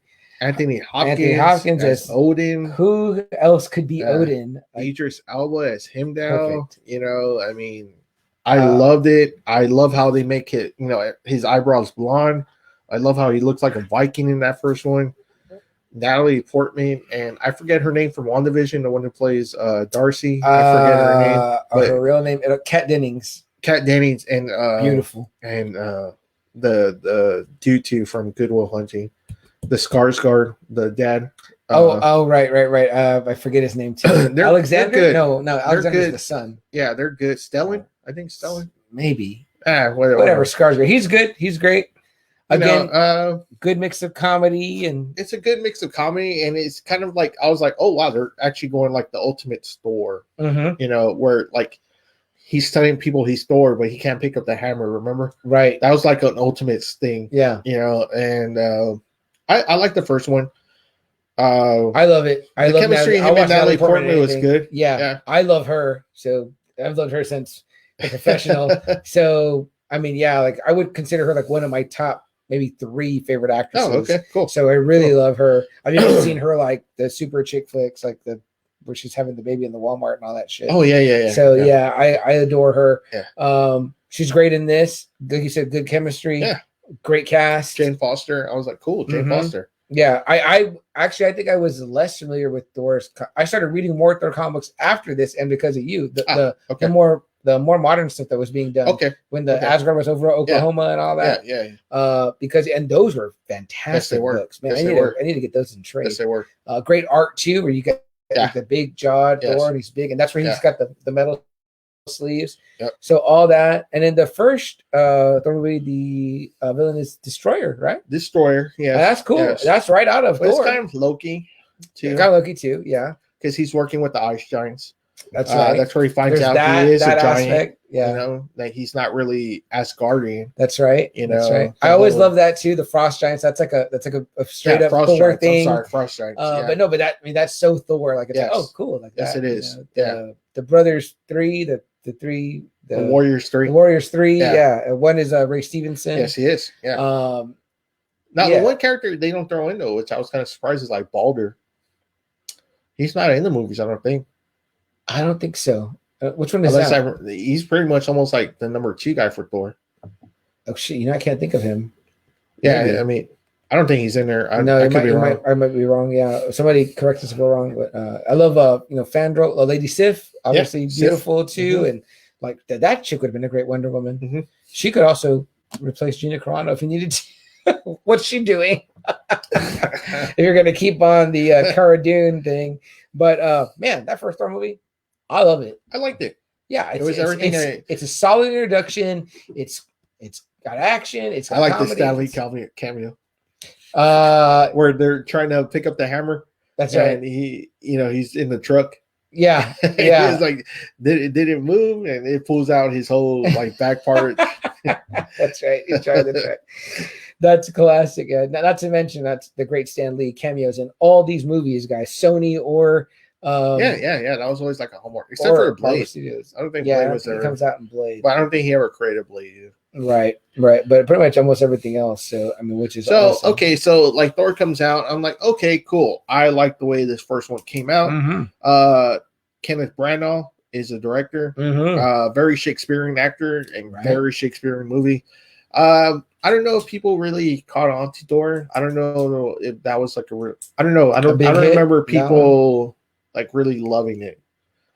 I can't remember too much of the fan reception either from it, but I knew I was like more hooked. I loved it because I'd always liked the character. Good. Yeah, I didn't know enough about it. I was good with it. Yeah. Thor: Dark World comes out, and again, it's kind of like, fuck, this movie kind of sucked balls. It had like a lot of cool people, but I mean, I don't know. They even make fun of it in Avengers Endgame. Dark elves. Ooh. Yeah. I really like Dark World. Okay, cool. I really like Dark World, and my sister really likes it. I feel like this movie focuses on the relationship between the brothers, and there's these really touching moments between them, and like there's like I just like it a lot. Like I mean, like the villain does suck. You're right. The Dark Elves, that part is right. Like that's true. But I don't. What do you think of Jane? The whole Jane storyline. That was cool with the ether and all that. Yeah, that was a neat introduction. Like that was like because they have a story in the 60s about that, about her being an Asgardian. Oh, okay. Yeah, that's pretty cool. Yeah, that's pretty cool. I did not know that. No, but I really dug it. I didn't realize how much people really hated it until like later on, and I was like, oh wow, like. But I don't hate it. I rewatched that one. I own it. I think it's cool. In fact, there were multiple covers that came out. I remember at Target, and I think I bought the Loki cover because I thought that one looked cooler. Because you could get like a Thorish cover or a Loki cover, and you only had those choices at Target. Like that's how much I was like, oh, I'm looking forward to watching it again. I like the Dark World. I can see why people do hate it. That Malekith was whatever he sucked. It was whatever. And like but I was like, oh, and me and my sister, we really get into stuff like that too, where there's like a sibling relationship. We're really like, oh, that's like a cool aspect of the story because you don't really see that a lot or whatever, and that was kind of fleshed out, I felt like, in that one. So I thought it was cool, but I mean, a lot of people hate it, and that's not their favorite Thor movie. So it does not drag the franchise down to me, though, thus far. So now we go right into Ragnarok, which is like almost the most popular one. Very lauded. You're bringing back the Hulk, I was mixed on it.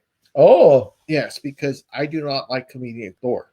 I hate how they made him a comedian, and they leaned real hard into that because Thor's the ultimate badass. He's like a heavy hitter, and I don't like how he became a comedian, and I don't like how they wasted Planet Hulk storyline.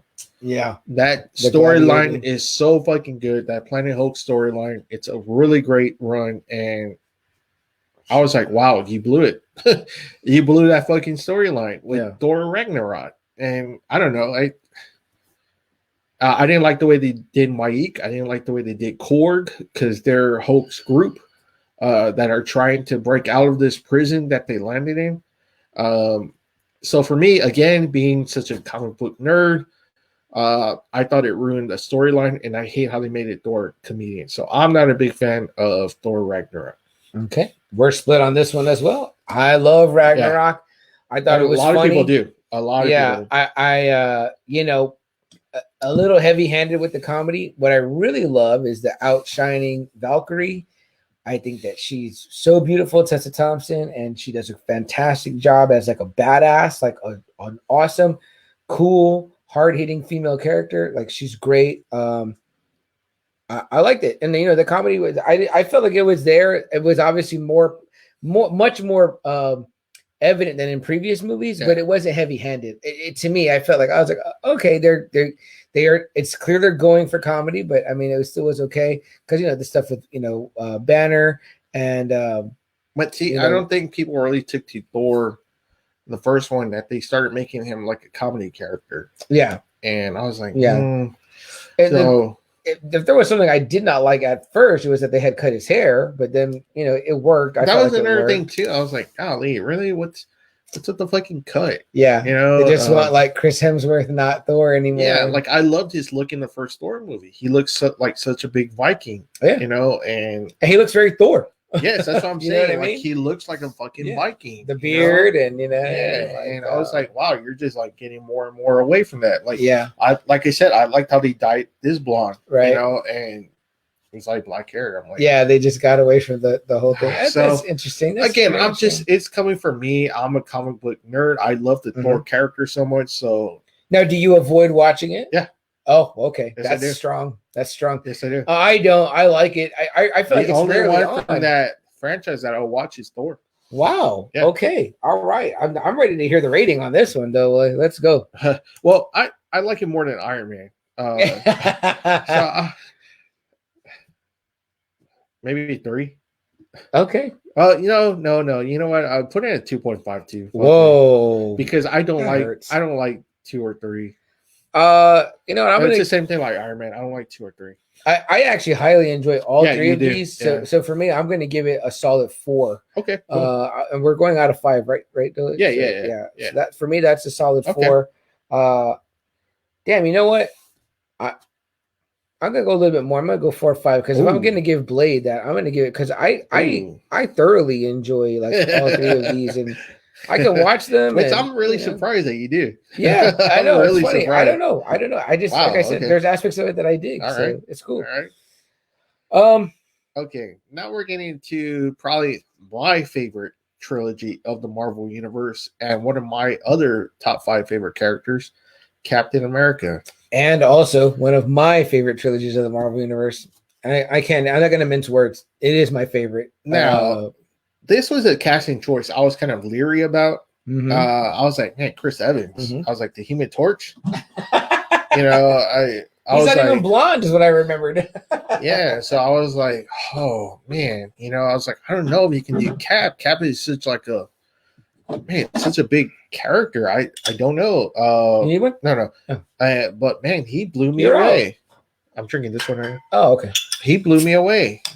Big time. I loved the first Avenger. World War II setting. Man, he just I don't know. He captured the Cap spirit, which I didn't think anyone could do. And I love it so much when you say that because that's exactly like now how I'm starting to look at things, and I think it's a way that I thought, but I didn't know how to put it in words.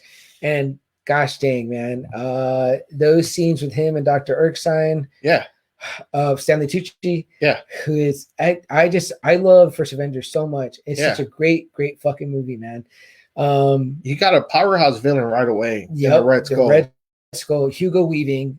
Perfect. Absolutely nails it. Perfect. You get the Tesseract, which we know is the Cosmic Cube. So I'm like, which was a big part of that story too. Even with them, it was a big part of that story with them.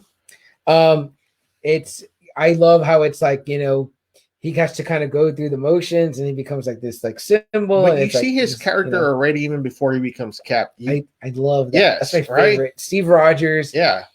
Jumping on the grenade. Yeah. Getting the flag. You're like. Tommy Lee Jones is there too. Great, right? Texas guy, San Antonian.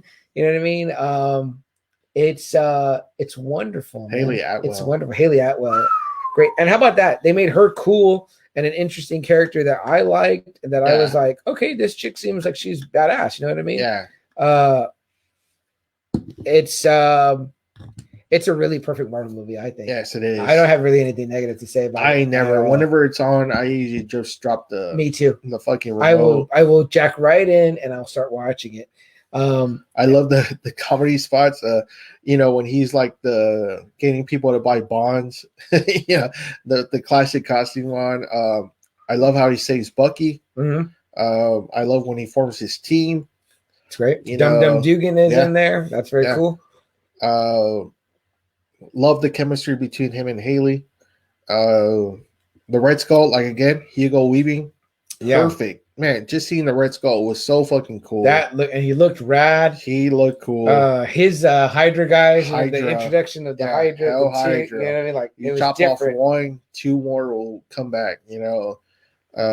Great story. Now, this one gets criticism about the end. The falling into the ice and the plane, that the sacrifice of the plane. They're like, I felt like I do feel that a little bit. There's so much other great stuff that I don't give a fuck about that. Well, it's funny because someone on Twitter put that deleted scene where Don Cheadle asked Cap, he's like, so you're going down with the plane, right? He's like, yeah. He's like, why didn't you jump out? And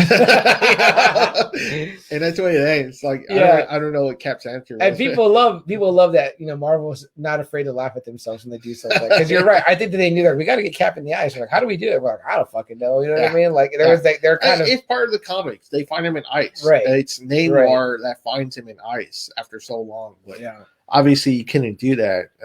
And how about that scene? He wakes up in the end, and then he's in the world or whatever. And, that looked cool. New York was nothing like what he, left.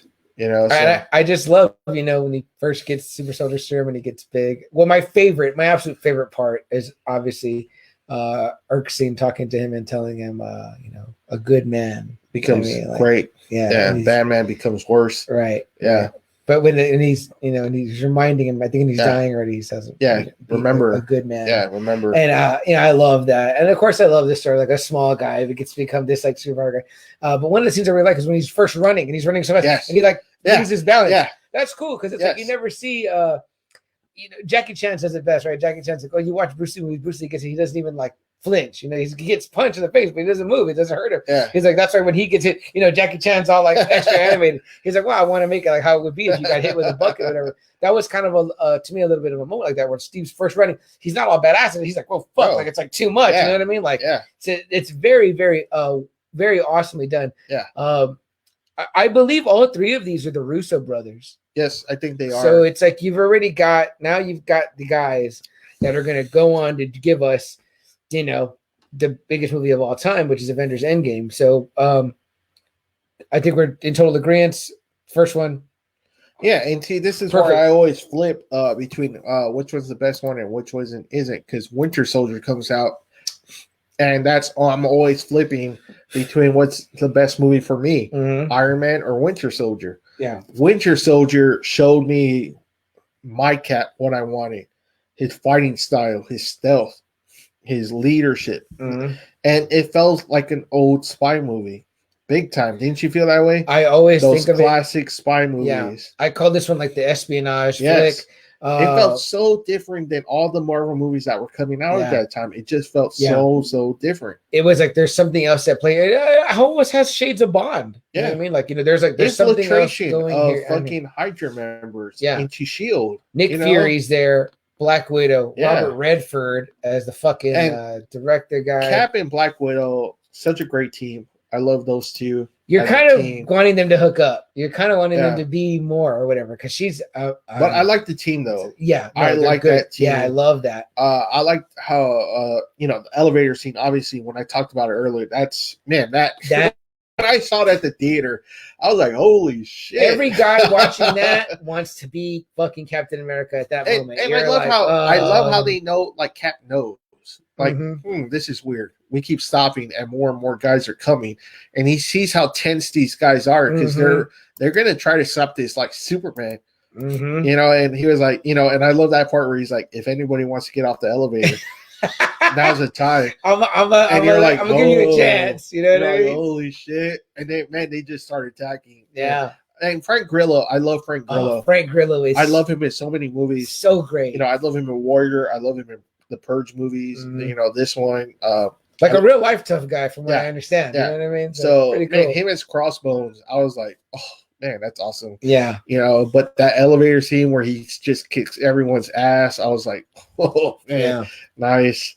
It's just the way really he takes awesome. down that plane by himself when he's on the motorcycle when he's leaving, or when he dives off, and that idiot's like, are you kidding me? Yeah. for me, it's him and Bucky in the street, him in street clothes. They're going at it hand to hand. Boom, boom, boom. Drops the knife. Bucky catches it. They're just like, you're like, holy shit. When he fucking hits him with that kick into the van, I'm like, fuck. Like, it's two super powered guys mixing it up. And but see, that's what I was always hoping for, CM, because you really don't see that in the first Avenger. You don't see like the fighting style of Cap. Right. Like, you always hear about it, like how he's like one of the top 3 Marvel fighters. Totally.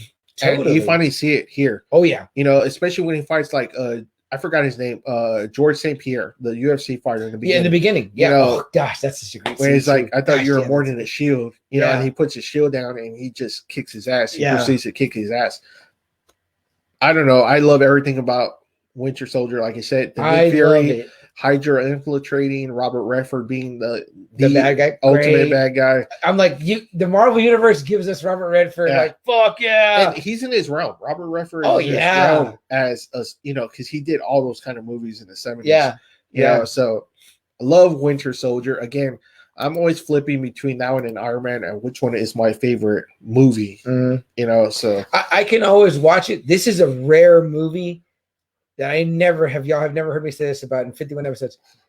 I try not to watch it a lot because I don't want to ruin it. Like I like to really savor it. Like if this movie is like a fucking fine wine, like I'm like, like I'm gonna wait and have like a viewing of the Winter Soldier, like in the right time. And I don't really ever do that because I'm very indulgent and greedy, and I'll watch. So I don't do that at all. But this movie, I wait, and I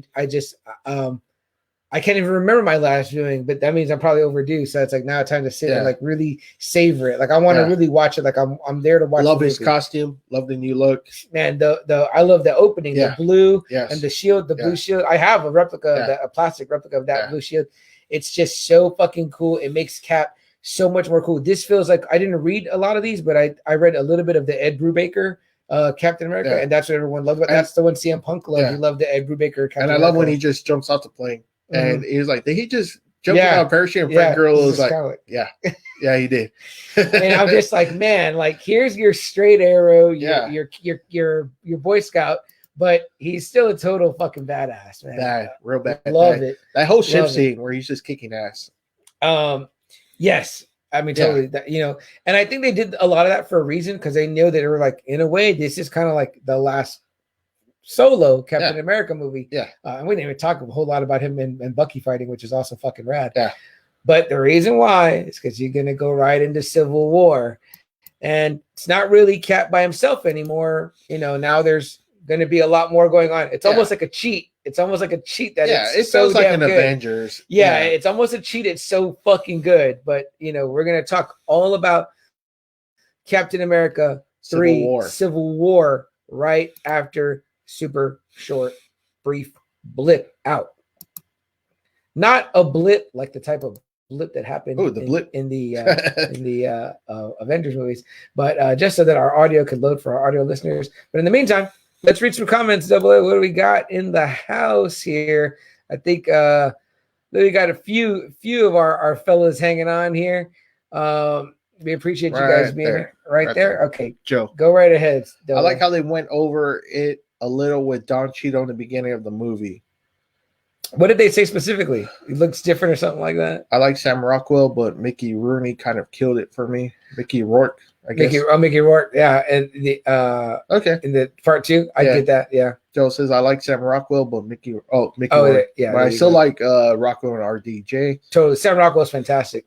Joe says the scene where he hacks the CPU is good. We probably both need a rewatch. Damn, I like 3, and Joe goes, damn, I like 3 too. The stuff with him and the kid is good. It's like good, like, you know. Joe says, I don't know. I'm just an RDJ fan. I'm at a 4 for Iron Man. Okay. Very high, Joe. All right. Richard says too, I like the Iron Man movie. I would say 4 as well.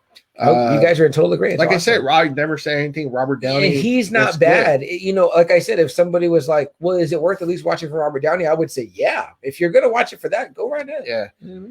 Pretty much when I watch them, it's in order, Joe says. Okay. The Iron Man movies came out same as the Nolan trilogy, so that might be why y'all feel that way. That is maybe that might be for me then. I won't speak for Double A, but I think you're right. I do remember that kind of going on. I don't know because I'm such a Marvel fan. And I want the Marvel movies to be better than the DC movies, you know. But I will say this though, I'm a bigger Batman fan than I'm an Iron Man fan. Wow, But I'm a bigger Marvel fan. Out of my mouth. Yeah, I'm a bigger Marvel fan. Joe says Kat Dennings was a little bit of a breakout from there. Yeah. Well, I mean, she had the two girls in the two broke girls, right? Girls, yeah. And I loved her in 40-Year-Old Virgin. So. Thor 1 started a little bit of the humor too, Joe says. Yeah, because every time he tried saying he was Thor, he would always get knocked out. Right. But it was very heavy-handed in Ragnarok. Richard says, yeah, I don't like the comedic part of Thor. For me, that brought the series down. I see the comedic, snarky type from Loki, but not Thor. Yeah. Yeah, it's almost like everyone's got a sense of humor in those movies. Joe says, I feel you on the Thor movies, but I thought they took what people liked and leaned heavy. Yeah, they did. Right. Yeah, because I don't think the Thor Part 1 was such a big moneymaker. And I think they figured out that people liked Hemsworth when he's funny. Yeah. Plus, there's none of that in the comics that I was reading. That's why I love the first Thor movie. I need to remember. Dan Jurgens. Is he writing those? Yeah. That one I'm talking about, the series over Oklahoma? Yeah. Yeah. There's like none of that. He's just like he's just Thor. You know what I mean? So it's not really. Richard says, I have to agree. I say the first one I can watch more than once, and this one I will actually say 2 for the whole series. Ooh. Joe says for Thor, I'm maybe at 3.5. Okay, I went the highest on that one with you guys. Let's see here. Who else here? Captain America is great. Hugo Weaving, and Chuchi. Tommy Lee Jones. Yeah. Totally agree, man. That's a great Richard cast. says, I think Captain America is a great movie. It really portrayed the character really well. Yeah, sure. 100%. Joe says, oh, I love that little scientist too that comes back in 3. That dude is perfect. What's his name?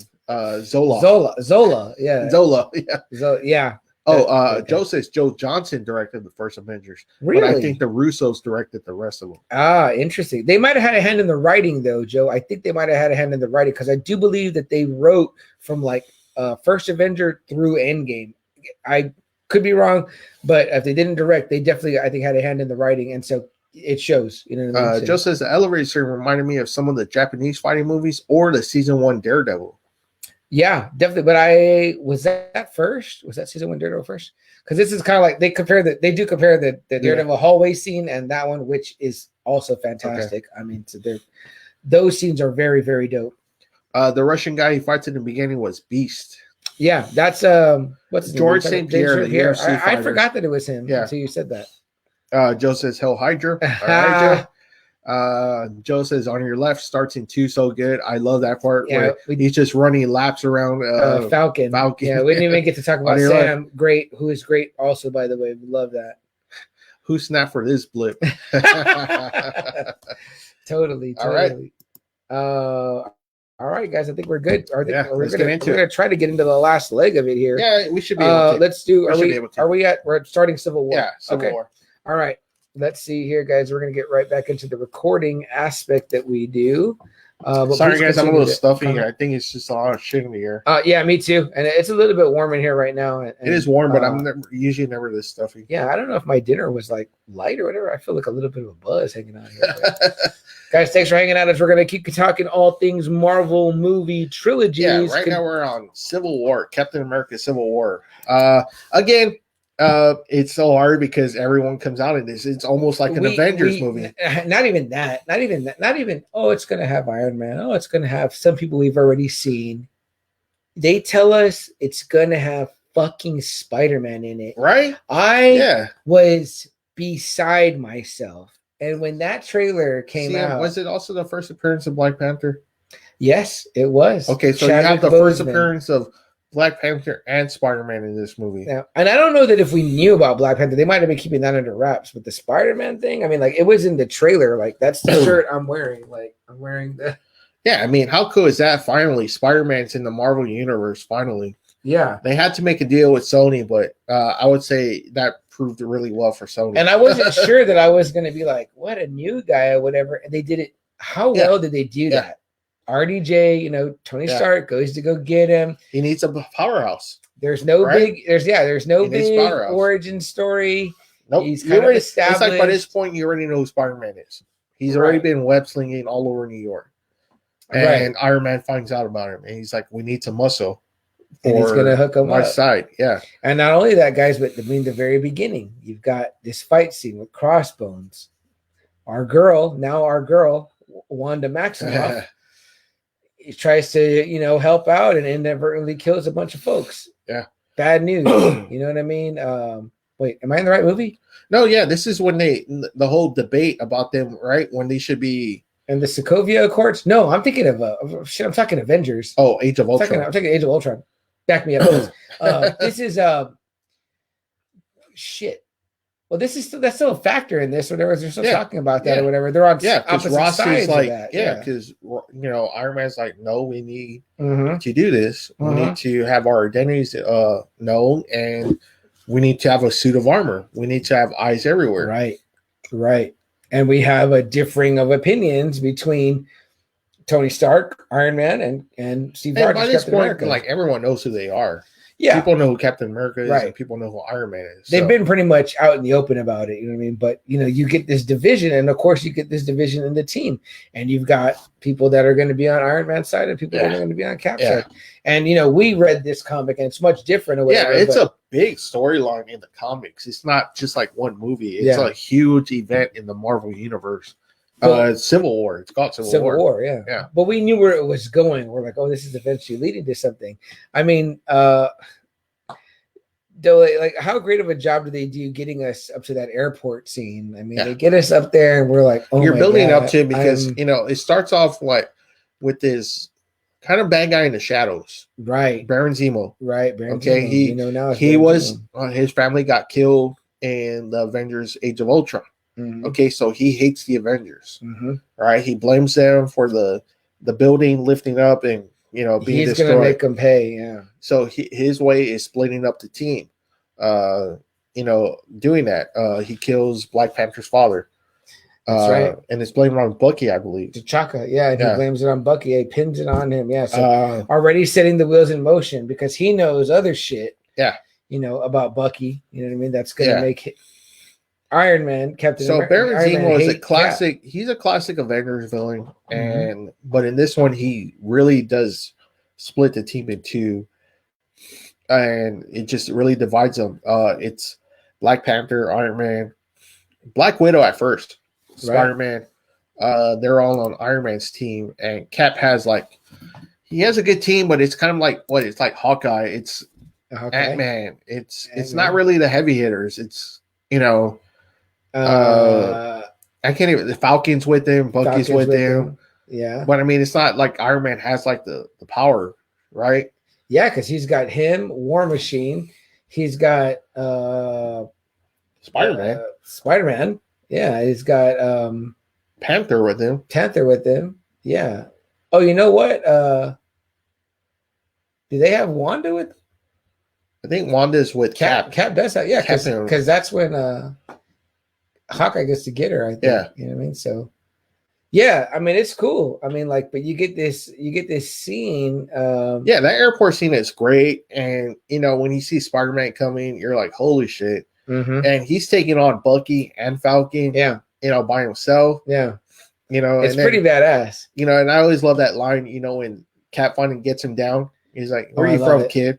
And he's like, "Queens." And Cap laughs because he's like, "Go figure." Like Brooklyn. And he's like, "Yeah, we both have that fucking mentality of not staying down." Right, like that's we're from where tough kids are from, or whatever. It's very fucking cool, man. I mean, and again, the whole thing is a fucking gas because you're just like, there's no way I'm not gonna love this movie. There's no way. And it's really cool too because it's like Iron Man, he hates fighting against Cap. He does. Cap hates fighting against Iron Man. But Cap's one of those characters that he's just gonna stick to what he believes in. Yeah, he believes in his principles strongly. He's not gonna turn away. In the middle of it, he's gonna fight for it. And it looks like they're gonna get along after a while. And then Zemo shows the videotape of Bucky being the one that killed Iron Man's parents. And that Iron Man's just there's no blinded by rage. There's no coming back from that. Yeah.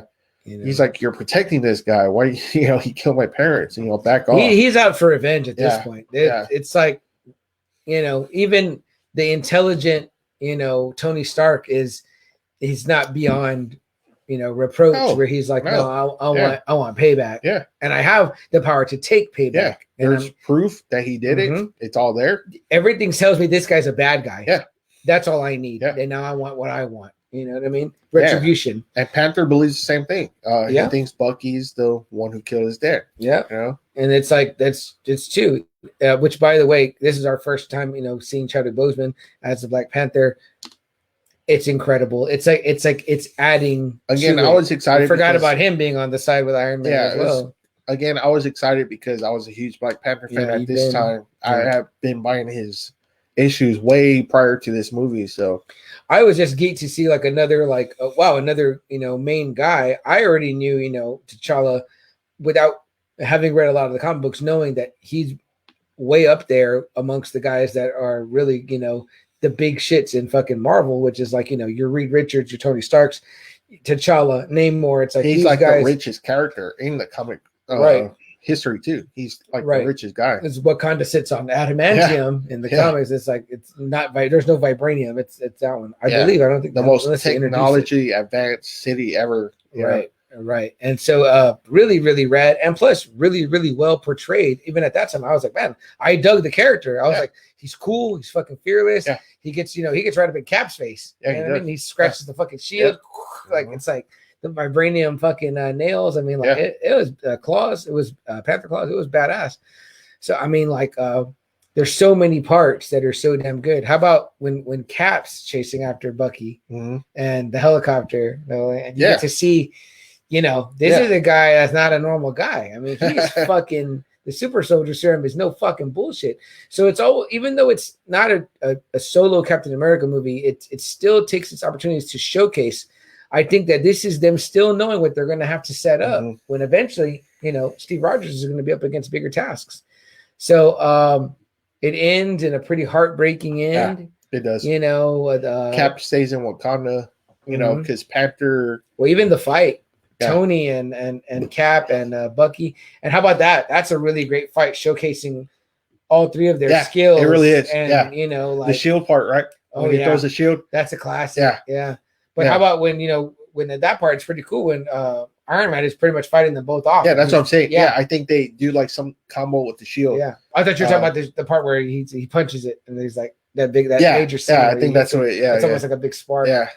Which is very, very visually awesome. And heartbreaking too, because you're like, man, he has that line where he's like, he's my friend, and he's like, so was I, you know what I mean? And you're like, damn, But again, Cap is gonna err on the side of the just, and he knows he knew, you know what I mean? So what about you? Were you Team Cap or Team Tony? Yeah, that's me too. Yeah. If you guys check my personal Twitter, I have a great tweet from Chris Evans when that first promotion came out. It's my pinned tweet at the top where, whatever they were running at that time, you said what you were, and then he actually reads your name. So he's like, Charles, Team Cap, like whatever he says. It's pretty cool. So that's my favorite. I keep that pinned at the top of mine because even in the comic books, I was Team Cap. So for me, that I stayed there fundamentally with that. That was accurately how it was. But Captain America Civil War, I feel like I'm like, man, y'all just hit 3 for 3. Yeah, it's a 5. It's a 5 for me, and it's a 5 for AA. So I mean, that's the perfect 10, the perfect trilogy here of the Just Another Friday Night podcast, because we've been kind of in a bit of disagreement. So a 5 for me, a 5 from AA. Now I know we differ on this, but this is my favorite comic book movie trilogy. Yeah, Captain America. Yeah, for Marvel, for Marvel, it is mine. For me, it's overall. Okay, I know where you stand with The Dark Knight. It's number 2 though. For me. No, for sure. Yeah. I wrote one down, but I'm not going to include it, guys. It is the X-Men, the new, but it's 4 movies, so it does not. I'm not going to put it in our trilogy. We're not going to get to it, and to be honest with you, we should skip this one too. Okay, cool. The Avengers, guys, because it's nice to say that Avengers Infinity War and Avengers Endgame are one movie, but that's not really fair to stack it against other trilogies when, in my opinion, when one is called Infinity War and one is called Endgame, and they are, although you really 2.5-hour movies. Yes, and you can't watch one independently of the other, which someone might say that makes it one movie, like Kill Bill. It's like you really can't watch one independently of the other. People do though, And they are almost two different movies. Yeah. And you might not go buy Infinity War. You might just buy Endgame. Part 4 is time travel. Yeah. It's really heavy on time travel, which I don't think the Infinity War has at all. No. And you know what? Let's just ask this about that. Which one do you like better? Endgame. Really? Yeah. Damn, that one scene makes it so fucking good. But there was a large part of me. I'm a huge time travel fan. So yeah. Endgame for me. There was a large part of me in Endgame that felt like it was a lot of fan lip service, and it didn't have some of the more serious tones that like Winter Soldier had, even Civil War had. And I missed what I was getting out of like an Endgame, which almost feels like an Empire Strikes Back. You know what I mean? So, I don't like it better because it's an extremely sad ending, and I was dying for Endgame because I wanted that big moment at the end, you know. But and it's a very fast hours. But no, I don't think we included it in trilogies, me personally, because it's 4 movies. It is 4 movies, and you need all of them, and it's not one story. It's two separate movies. It really is. You know what I mean? It's you can combine the Godfather 1 and 2. But they act independently, you know. So that is Infinity War and Endgame, which I wish they would have called Infinity Gauntlet and Infinity War. But it is cool that Strange says we're in the. I didn't think about that. So that's what I would have done. But cool. I'm not Kevin Feige, so I'm not in charge. So our last one that we will hit on, guys, with the time that we have left here, is Wolverine, the character that is the #1 hero of the Just Another Friday Night podcast. My favorite character. I love Wolverine. So I was super excited when they announced that he was finally going to have his own solo movie. Now, maybe it's because I'm such a huge Wolverine fan. Maybe I'm just expecting too much of these movies that none of these movies really hit me where I want to be. It's not. I don't know. It's not Hugh Jackman. I don't think. Hugh Jackman is really great as Wolverine. I like the Weapon X storyline in Origins, but somehow they managed to fuck that up. I like how they show him getting the bones. I like how they show Stryker in that one too, you know, kind of leading the team. I did not like how they put him and Sabretooth as brothers. But man, I wanted to love the Wolverine movie so bad. I'm big Wolverine fan. I'm a huge Wolverine fan. Me too. I love him. I've read comics. I've read just about everyone. Wolverine is always the guy I just come back to. I probably have more solo issues of him than anybody else. I used to have his whole run from I mean, I don't even know what his story's about. I'll just buy it because it has Wolverine on there. Me too. But man, maybe it's that. I don't know. Maybe it's that I love the character so much that these movies just Logan's good. Logan's really good, but Origins excellent. And the Wolverine really didn't hit it for me, man. And I hate it that I can't really get into them. How do you feel about Origins? I like the Weapon X stuff. I like how they show Maverick. I liked how they showed. I didn't care for that. You didn't like Maverick the character? No, because I thought he was an asshole. No, I didn't like how they. You know what? I liked how they made Sabretooth smarter, but I didn't like how they were brothers.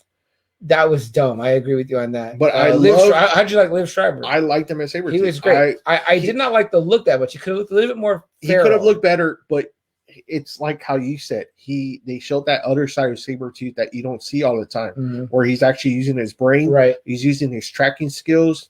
He's using, all his hunting, his assassin skills. That's what I loved about that one. I like about that David Sabretooth. Yeah. That was awesome. I didn't like Will.i.am from the Black Peas. I don't even know that character. I really don't. I knew his character. Okay, because the only ones I really known about was Blob. Yeah, Blob. Was that was done poorly. Maverick.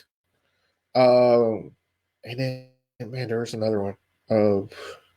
We get Gambit, don't we, in that first order? Yeah, and seen Gambit too. That guy sucked. Yeah, he did. But the interactions were okay. There was some stuff. Silver Fox too. I forgot about her. Yeah. I thought that actress is She's great looking, Great but looking. They should have got a real Native American, well, I don't know if that. I don't know if she is, or not, okay. but like looking, because Okay. Silver Fox looked, Yeah, she's supposed to be Indian, right? Right, yeah, Native American. She looked pretty. It was a pretty.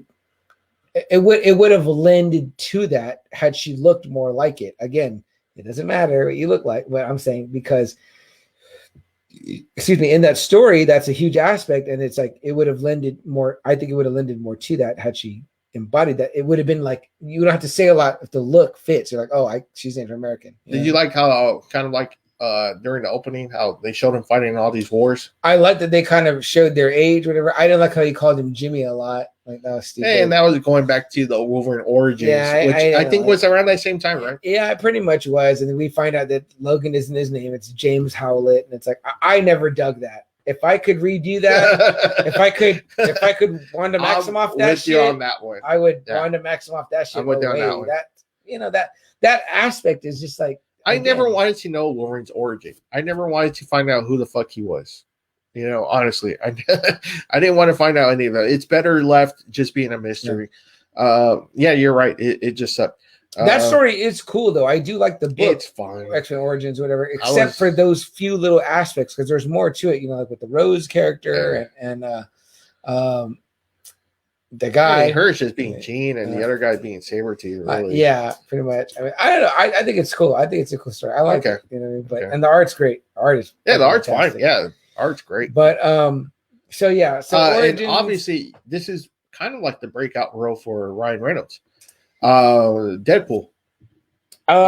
He wasn't supposed to be in that class that Wolverine was in, but they just put him in there, and you know what? He's the one that everyone loved, and everyone couldn't believe what they did to him. I totally hated that shit.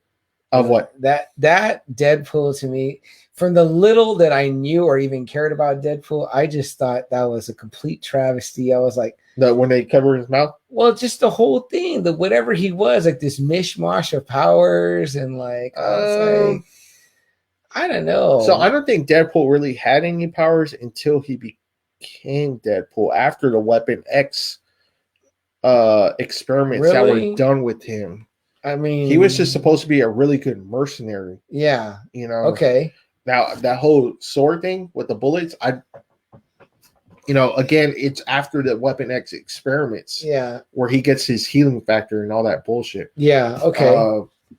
But that's the one that everyone thought Ryan Reynolds was just perfect, and obviously that was his moneymaker. That became his moneymaker. Well, sure, later. Right. But I mean, I almost feel as though they don't really consider, I don't know. It's just I just thought that was so weak. But I mean, I'm not arguing against you. Yeah. Like I said, I wanted to like the fucking movie so bad. No, I wanted to like everything. I love the Weapon X stuff of Wolverine. I like how they show the bones. Getting his bones, right? The metal bones, right? I totally forgot about Gambit until you reminded me. Yeah, that's how forgettable that was. Yeah, Taylor, I forgot his name. Taylor Kitsch. Yeah. I totally forgot about that because I was stoked that Gambit was finally going to be in the movie, and then they blew that one. Yeah, and it just. And then his memory being wiped from the adamantium bullet. I thought that was the worst, man. I was like, where's where's Department H and all the that professor stuff, right? and all that? Like, I'm like, that makes more sense. Like, I'm like, I think he just wanted to hook up to X2 so bad with Stryker. That sucked. Yeah, man. That sucked so bad. Like I said, I'm not disagreeing with you. I hardly ever go back to X-Men Origins, and it's funny that it's been on Deadpool 2. Yeah, that he shoots him or he kills him. He kills that version of Deadpool.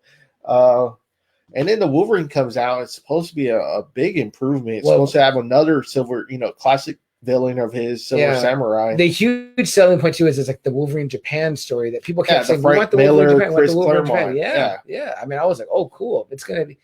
I felt like they could not fuck it up, and they did. Man. I was wrong. And then I don't even know where the ending went. It didn't go anywhere. Remember where he sees Magneto and Xavier or something? Yeah, it's supposed to lead into like Days of Future Past, but it didn't. And I don't know.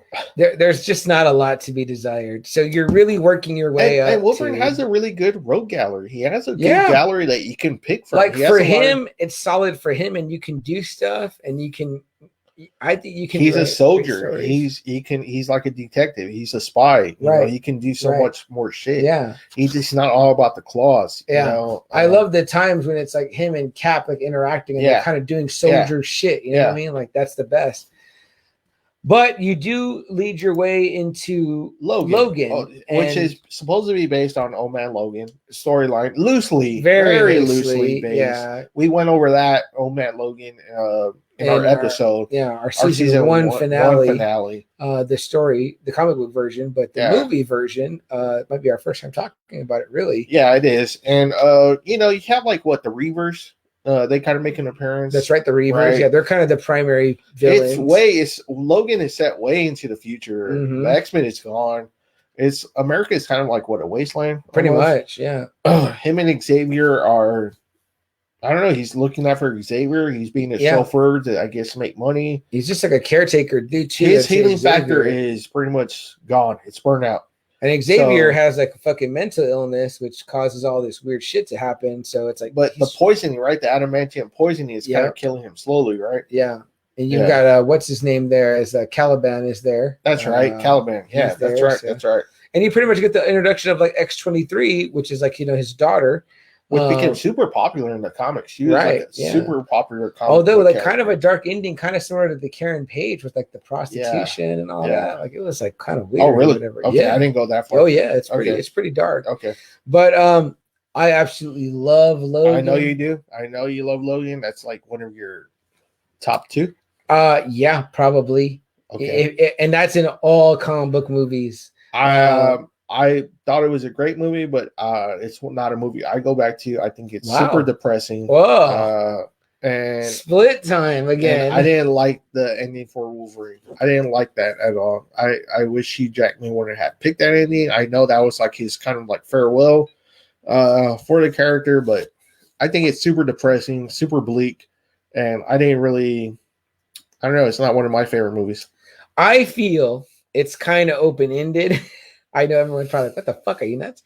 Because I feel that like Magneto shows up, the Michael Fassbinder one, raises out the bones, and then, Wolverine's always healing, right? So the marrow in his bones is sealed within the he essentially reconstructs and then like carries on, you know what I mean? But that's me. That's what I like to think. But I just like the touching story, the kind of father-daughter relationship, somewhat, or father-child, yeah, somewhat. Yeah, I thought it had great action. This is the first rated R one. They kind of lean heavily on Sinister 2 in this one with X-23 where she was at. Yeah, they kind of hint on Sinister again. I think there's definitely some hints to where that. She was at for sure. Yeah, I think you're right. Okay, yeah, but also again, a huge part of this movie, guys, is that it's rated R. You get to see Wolverine fucking go pretty much nuts. He's fucking stabbing people in the head with the claws, and there's a lot of really great, I think, action scenes. Like I said, it's a great movie. It's by far the best one out of the three. It's directed by James Mangold, who did 310 to Yuma, the modern one, which we both love. We love that one. And this is essentially a Logan Wolverine Western. Yeah. So, we love The Mandalorian, which is a space Western. And I was like, superhero Western, like, I'm all over it. Like I fucking love it. I think it's right. I saw it and they did a whole version. They did a re-release just in black and white. They called it Logan Noir. Oh shit. Yeah, I saw it in theaters. It was badass. That's why I have two posters of that. I gotta bring you one. Yeah. But it's I don't know. For me, it was like, I'm not saying I like downer stories or whatever. It is a downer. It's a downer. It's a big downer. That's why I'm not going to go back to it. But to me, it's like well, the cowboy doesn't right away, but in a way, it's like the cowboy, in a sense, dies for the noble cause or whatever. And that's, to me, that is a very big part of who the Wolverine character is. The essence of him is that he's this, I know they always call him like the warrior poet or whatever, and he is like that. He's got this heart of gold. He's got this heart in a really good place. But he can nothing works out for him. Everyone he loves dies. Everyone he's around that he gives even a fucking cent. That's a scene that I do love in Origins, the really touching part with him and the old people and talking about the motorcycle. And he's trying to fucking eat. And then that happens again in Logan. They revisit that. There's something, to me, tragic about when you break bread with people and you have a meal. I hate that. See, that shit makes me choke up. I'm like, fuck, man. And the guy just can't fucking win. So he knows. He's like, the only way to finally get out is to literally die on my cross. Yeah. And he does. He's like, to save these kids, one last act of like a gesture to the universe. Like, probably thinks of himself as a murderer, probably doesn't believe in God, but probably says, if there is a heaven and a hell, maybe this final act will get me some retribution. Every woman he's loved is dead. Like, being like, fuck, like, Double A, come on, give the guy. I mean, it ain't gonna be a happy ending. I want it for him too. I want it real bad because I love him so much. Like I said, I think, I don't know, maybe I was already disappointed because I already knew this was going to be how Hugh Jackman was going to end it. Right. It was pretty heavily emphasized that this was going to be his last appearance and that he was probably going to die. I mean, there was no secrets to this or anything. Yeah. Again, I just wanted 3 good Wolverine movies. One kind of panned out, but I'm not going to watch that one again. And the other 2 are just, I don't know. I get you. I think I just love the character too much. And I don't know if there's ever going to be a movie that I'm going to be like, yay, I say Marvel Studios has to get a hold now. The hard thing about Hugh Jackman being such a great Wolverine in a bunch of shitty movies is that how do you get a replacement? Excuse me, who's going to play the next Wolverine or whatever? Now, I trust Marvel Studios can tell a great Wolverine story, but now I need somebody that I can get behind. Yeah. But how far are they going to go like they did with, like, Fox let Wolverine go. He has to have a high kill count. Yeah. In the X-Men movies and his own movies. You know? How far are Marvel going to really let him go? That's true. Especially with them saying there's not going to be anything else rated R besides Deadpool 3. I don't like that. I don't like putting the shackles on yourself. Well, you know what though? But the X-Men movies were like PG-13. Yeah. And they let him get away with all that stuff. So I guess maybe they can. I think Logan was the only rated R one, right? Right. Okay. Yeah. So maybe it won't be too bad. Let me ask you something, Double A. I think Marvel Studios is smarter than this. They're not going to do 3 new Wolverine movies. You know what I mean? Like, we're not going to get a new trilogy out of it. Man, but I wish they would though. I wish they would. I think they're going to approach it a different way where they're going to integrate him. But I don't know. There's got to, if anyone can do it, they can do it. For sure. It's got to definitely be done the right way. And I hate to say it, but now Hugh Jackman set such a high bar. It's got to be done with the right guy. For sure. So he set a hard bar as Wolverine, but the movies were not a high bar. No, not at all. So let's get the ranking out real quick before we get out of here. What do you give the 2.5? Wolverine? And that's not because of Logan. That's because of the first 2. I'm not a big fan of the Wolverine or Origin. So I'm super sentimental, and I really love Logan. So I'm gonna go 3.5. Okay, just one whole solid. I think you're being too nice. Over. Okay, yeah, guys, we're getting close to the last 30-minute mark, so I'm gonna go ahead and cut it right now. Let us get the comments in. Yeah, we'll come back and then we're gonna wrap it all up. And if you're hanging out with us here on Facebook Live, guys, if you still match me being with us, we appreciate it. I know it's a late Friday night. It's a late Friday night, guys, but we appreciate that you guys being here. You know what I hate that is becoming a bad tradition of this show, Double A, is that I have to take a restroom break. Oh, so I'm gonna let you handle comments real quick. Okay. Catch me up on the highlights when I get back. All right. Which will be 2 shakes of the lamb's tail. All right. All right, guys. Okay, I thought it was good, but they left out Thor and Hulk in Civil War. Yeah, which I think was smart, Joe. I don't think you can have 2 heavy hitters going like that. I think it make the odds too much into one team's favor. Richard says, I like the Spider-Man scene in that movie. Shows the power of Spider-Man. Yes, it does. Spider-Man is a good heavy hitter. I'm glad they used him like they did. Freaking memes that came out of Civil War were great. Yeah, they were, Joe. Richard says, rest in peace, Chad. Yeah, rest in peace. Joe, the final fight is like, he was my friend. And Tony was like, so was I. Yeah. The Wakanda reveal at the end was cool. Yeah, it was cool, Joe. I love Wakanda. I'm glad they showed it. And Joe says, I'm sure Charles gets choked up as I do at the end of Civil War. He gets choked up a lot, Joe. You know that. He cries for a lot of shit. Richard says, I enjoy the Captain series. One of my favorites. I give it a 5. All 3 didn't lay down. We agree with you, Richard.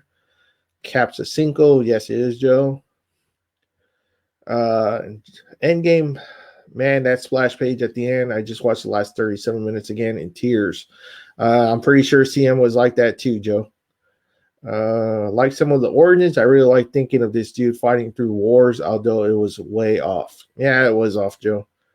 Thought Ryan Reynolds was perfect, but the end, yeah, no one likes the ending. That's why he went back in Deadpool 2 and killed him off. I really enjoyed a lot of Wolverine, but bug parts were bad. Yeah, they were. I really like the Wolverine movies. I guess for me, not reading a lot of Wolverine comics, I can say they did a great job. Okay, that's cool, Richard. I'm glad you liked it. The Viper lady made no sense there. Yeah, I don't know what she was about. So does Wolverine really die in the comics? Again, I didn't read a lot into the comics. No, he's still alive. He's still fighting. It's really hard to kill him off, Richard, but he's still alive and kicking. I liked Wolverine Logan in black and white too, but I agree with as double A. There's not a lot of good feelings after Logan. No, Joe, I saw it in theater and I thought it was pretty fucking miserable and depressing. And I'm probably not going to see that movie again. The dad and daughter feels for Logan are good. Yeah, they are when they're not fighting. Any casting thoughts on Wolverine?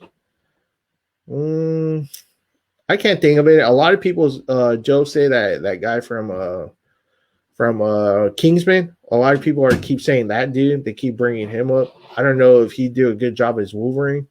The young kid. Yeah, they keep bringing him up as Wolverine. No, I don't like it. Yeah, I don't Give like me somebody it else. Who else did y'all talk about? No, he's.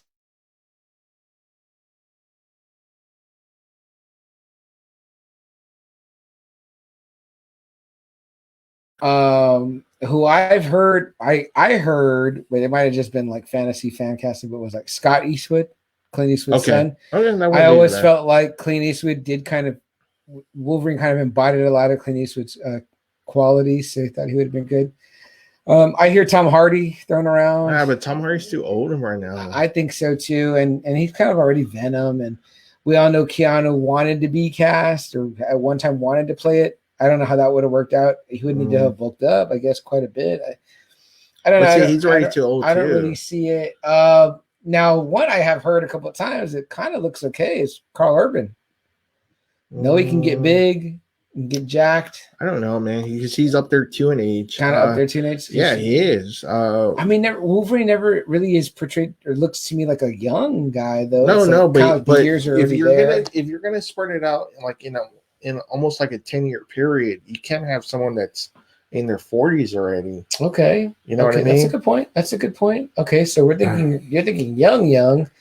Well, like someone that was like Hugh Jackman's age when he first started. He was pretty young when he first started as Wolverine. Yeah. And he lasted for almost 20 years as a character. That's true. He did play the character for like 20 years. So shit, I don't know. That's a good one. Joe says he loved the Logan black and white too. Yeah, and that was cool in the theater. But he's saying too, not a lot of good feelings after Logan though. Yeah, no, definitely. Kind of a sad end for that character, movie wise. You know what I mean? But I have always heard that he said he would come back if he could work with like the crew that's on the Avengers. That'd be awesome. Yeah. Now that's possible. I mean, maybe that's the reason why you get Chris Evans back and you get. Yeah, I mean, that'd be awesome just to see Hugh Jackman in that universe. That'd be awesome. I don't want to say you do it with like just a bunch of throwaway scenes. I mean, but damn, that's fucking cool. Whatever, Richard says 3.5 for Wolverine. Richard says he's never really read the comics and he's actually liked the movies. Okay, he great. Thought they were fine. I oftentimes say that this is a perfect. You're a perfect audience, Rich, because you know what? Like sometimes, like Double A has said here, he loves the comic so much that it affects how he feels. And now I really do try hard myself to treat mediums separately, but it is hard when you do know prior knowledge, But I have good friends that like they're huge fans of the Harry Potter franchise and the books, and they just it really bogs them down in the movies when things are really dramatically different. And I'm like, you can't let it get to you because I try not to let it get to me, but it does. Yeah. Joe says he gives Wolverine 3 for the franchise. Okay, cool.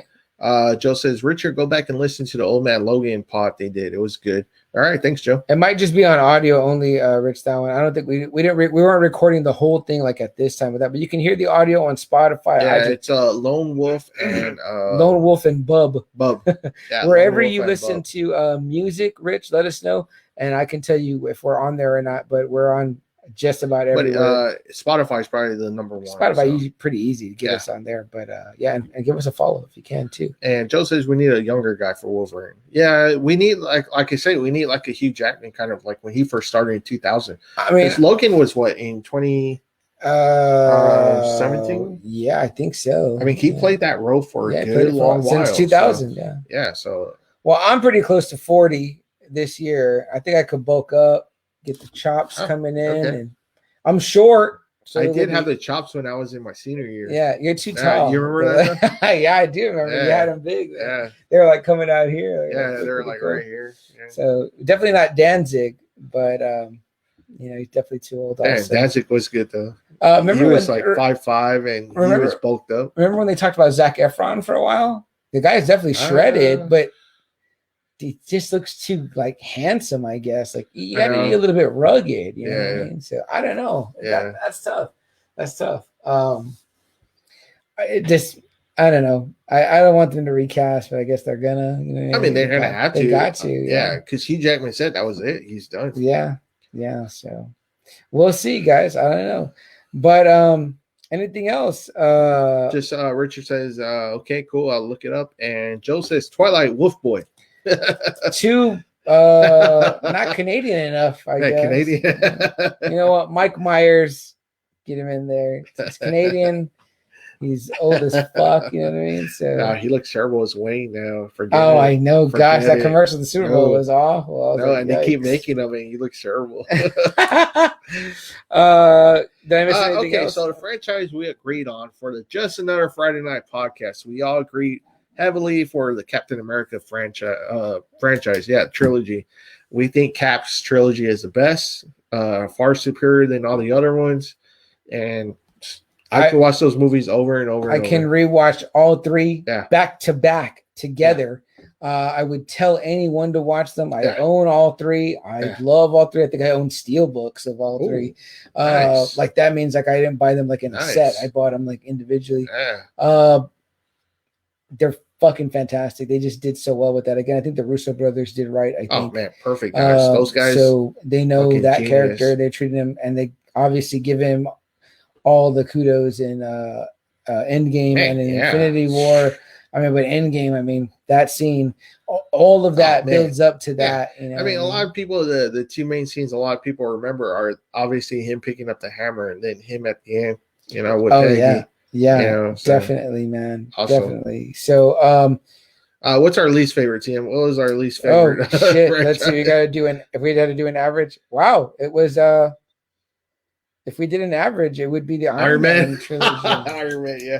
So our favorite was Cap. Our least favorite is Iron Man. I just don't watch. We are Team Cap. Yeah, we are definitely Team Cap. Sorry, Cap. You know, so, but sorry, sorry, Tony. Sorry, not sorry. But not really that sorry. But. Okay, people, and that's where you have it. Cap number one, Iron Man last. Sorry. That's how it goes. That's how the cookie crumbles. Yeah. Double anything else before we get out of here? No, man. Just you know what? It's going to be a really great weekend. Head out to Heroes tomorrow if you want to meet Lou Ferrigno, or Sunday at Traders Village to meet Lou Ferrigno. I don't know about CM, but I'm definitely going to go on Sunday to Traders, and I'm going to be hitting up Mario at Authority Comics to check out his sales. So I'm going to be wasting a lot of money this weekend. I'm going to do my best to make it out for Lou Ferrigno with Double A. Maybe we get a cool picture together for the that'd be awesome. Yeah, I'd love to get him to say like, "This is the Hulk and this is the Just Another Friday Night podcast." You might charge a little bit more. You might charge a little bit more for that. But either way, guys, to meet the Hulk, that'd be awesome. Yeah, pretty classic. If you stuck with us throughout the entirety of the show, we really appreciate it, guys. We love you guys. Yeah. Please go join our Facebook group called the Friday Night Faithful. That is all of you. Please like us on when you become a member, man, just post up stories for us. pop culture stuff, we'll read anything. We posted up some really cool Ninja Turtle story that some guy here is dressing up like a Ninja Turtle. Did you guys hear about that? How great is that? He's making like pasta and pizzas for people that got really affected by last week's weather. So that was pretty fucking I think he cool. goes by Turtle Van, and he actually has a van decked out kind of like a turtle van, and he's dressed up as a Ninja Turtle. And again, like Double A said, delivering food in a time of need for people. Really super rad. Or Love if you got that. or if you got any like businesses you want to promote, you can always promote here for our group. So join up our Facebook group. Hit us up on Instagram. I need to put the name of the Facebook group on here. So hit us up on Instagram. Instagram right there. Twitter. JFN Podcast. Twitter. Check out our YouTube. We got so many videos now that CM has set up. So much stuff, content that you can look up. If you want to hear our older podcasts, check out Spotify, iTunes, iHeart. Those are some of our really great shows, guys. Before we did just kind of like, we're not only on video, we're always on audio, but we were just doing one only. And we would do a pre-show on YouTube. You could catch the pre-show and you'd go listen to the audio, but the audio is still there. Everything is on anchor.fm and everything is on Spotify.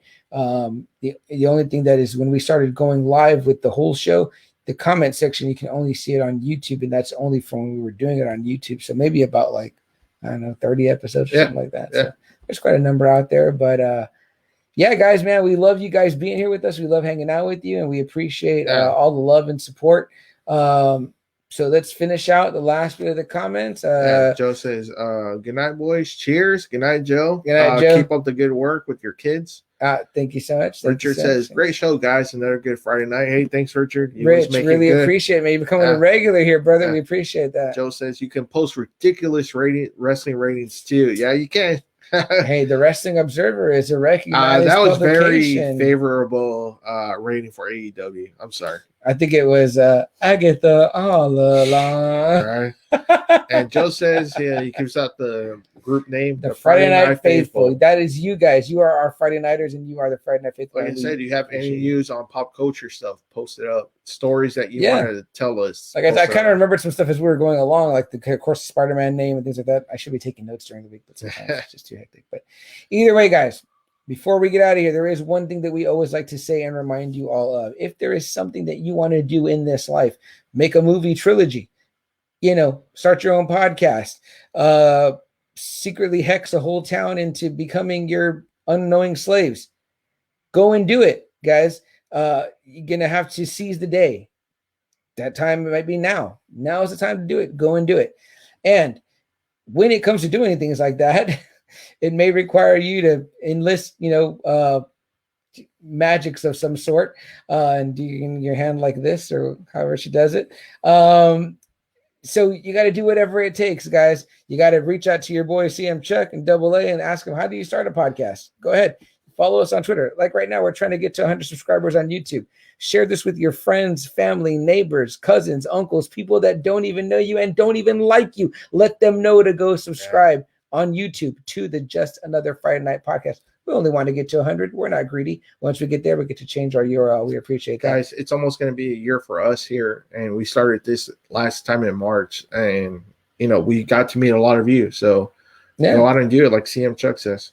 It's the anniversary of COVID, but it's also the anniversary of Just Another Friday Night. So go out and do what CM always tells you. What do you always tell people, CM? Whatever it takes, guys. Just like our man, Captain America, says, the #1 Marvel film franchise of the Just Another Friday Night podcast trilogy.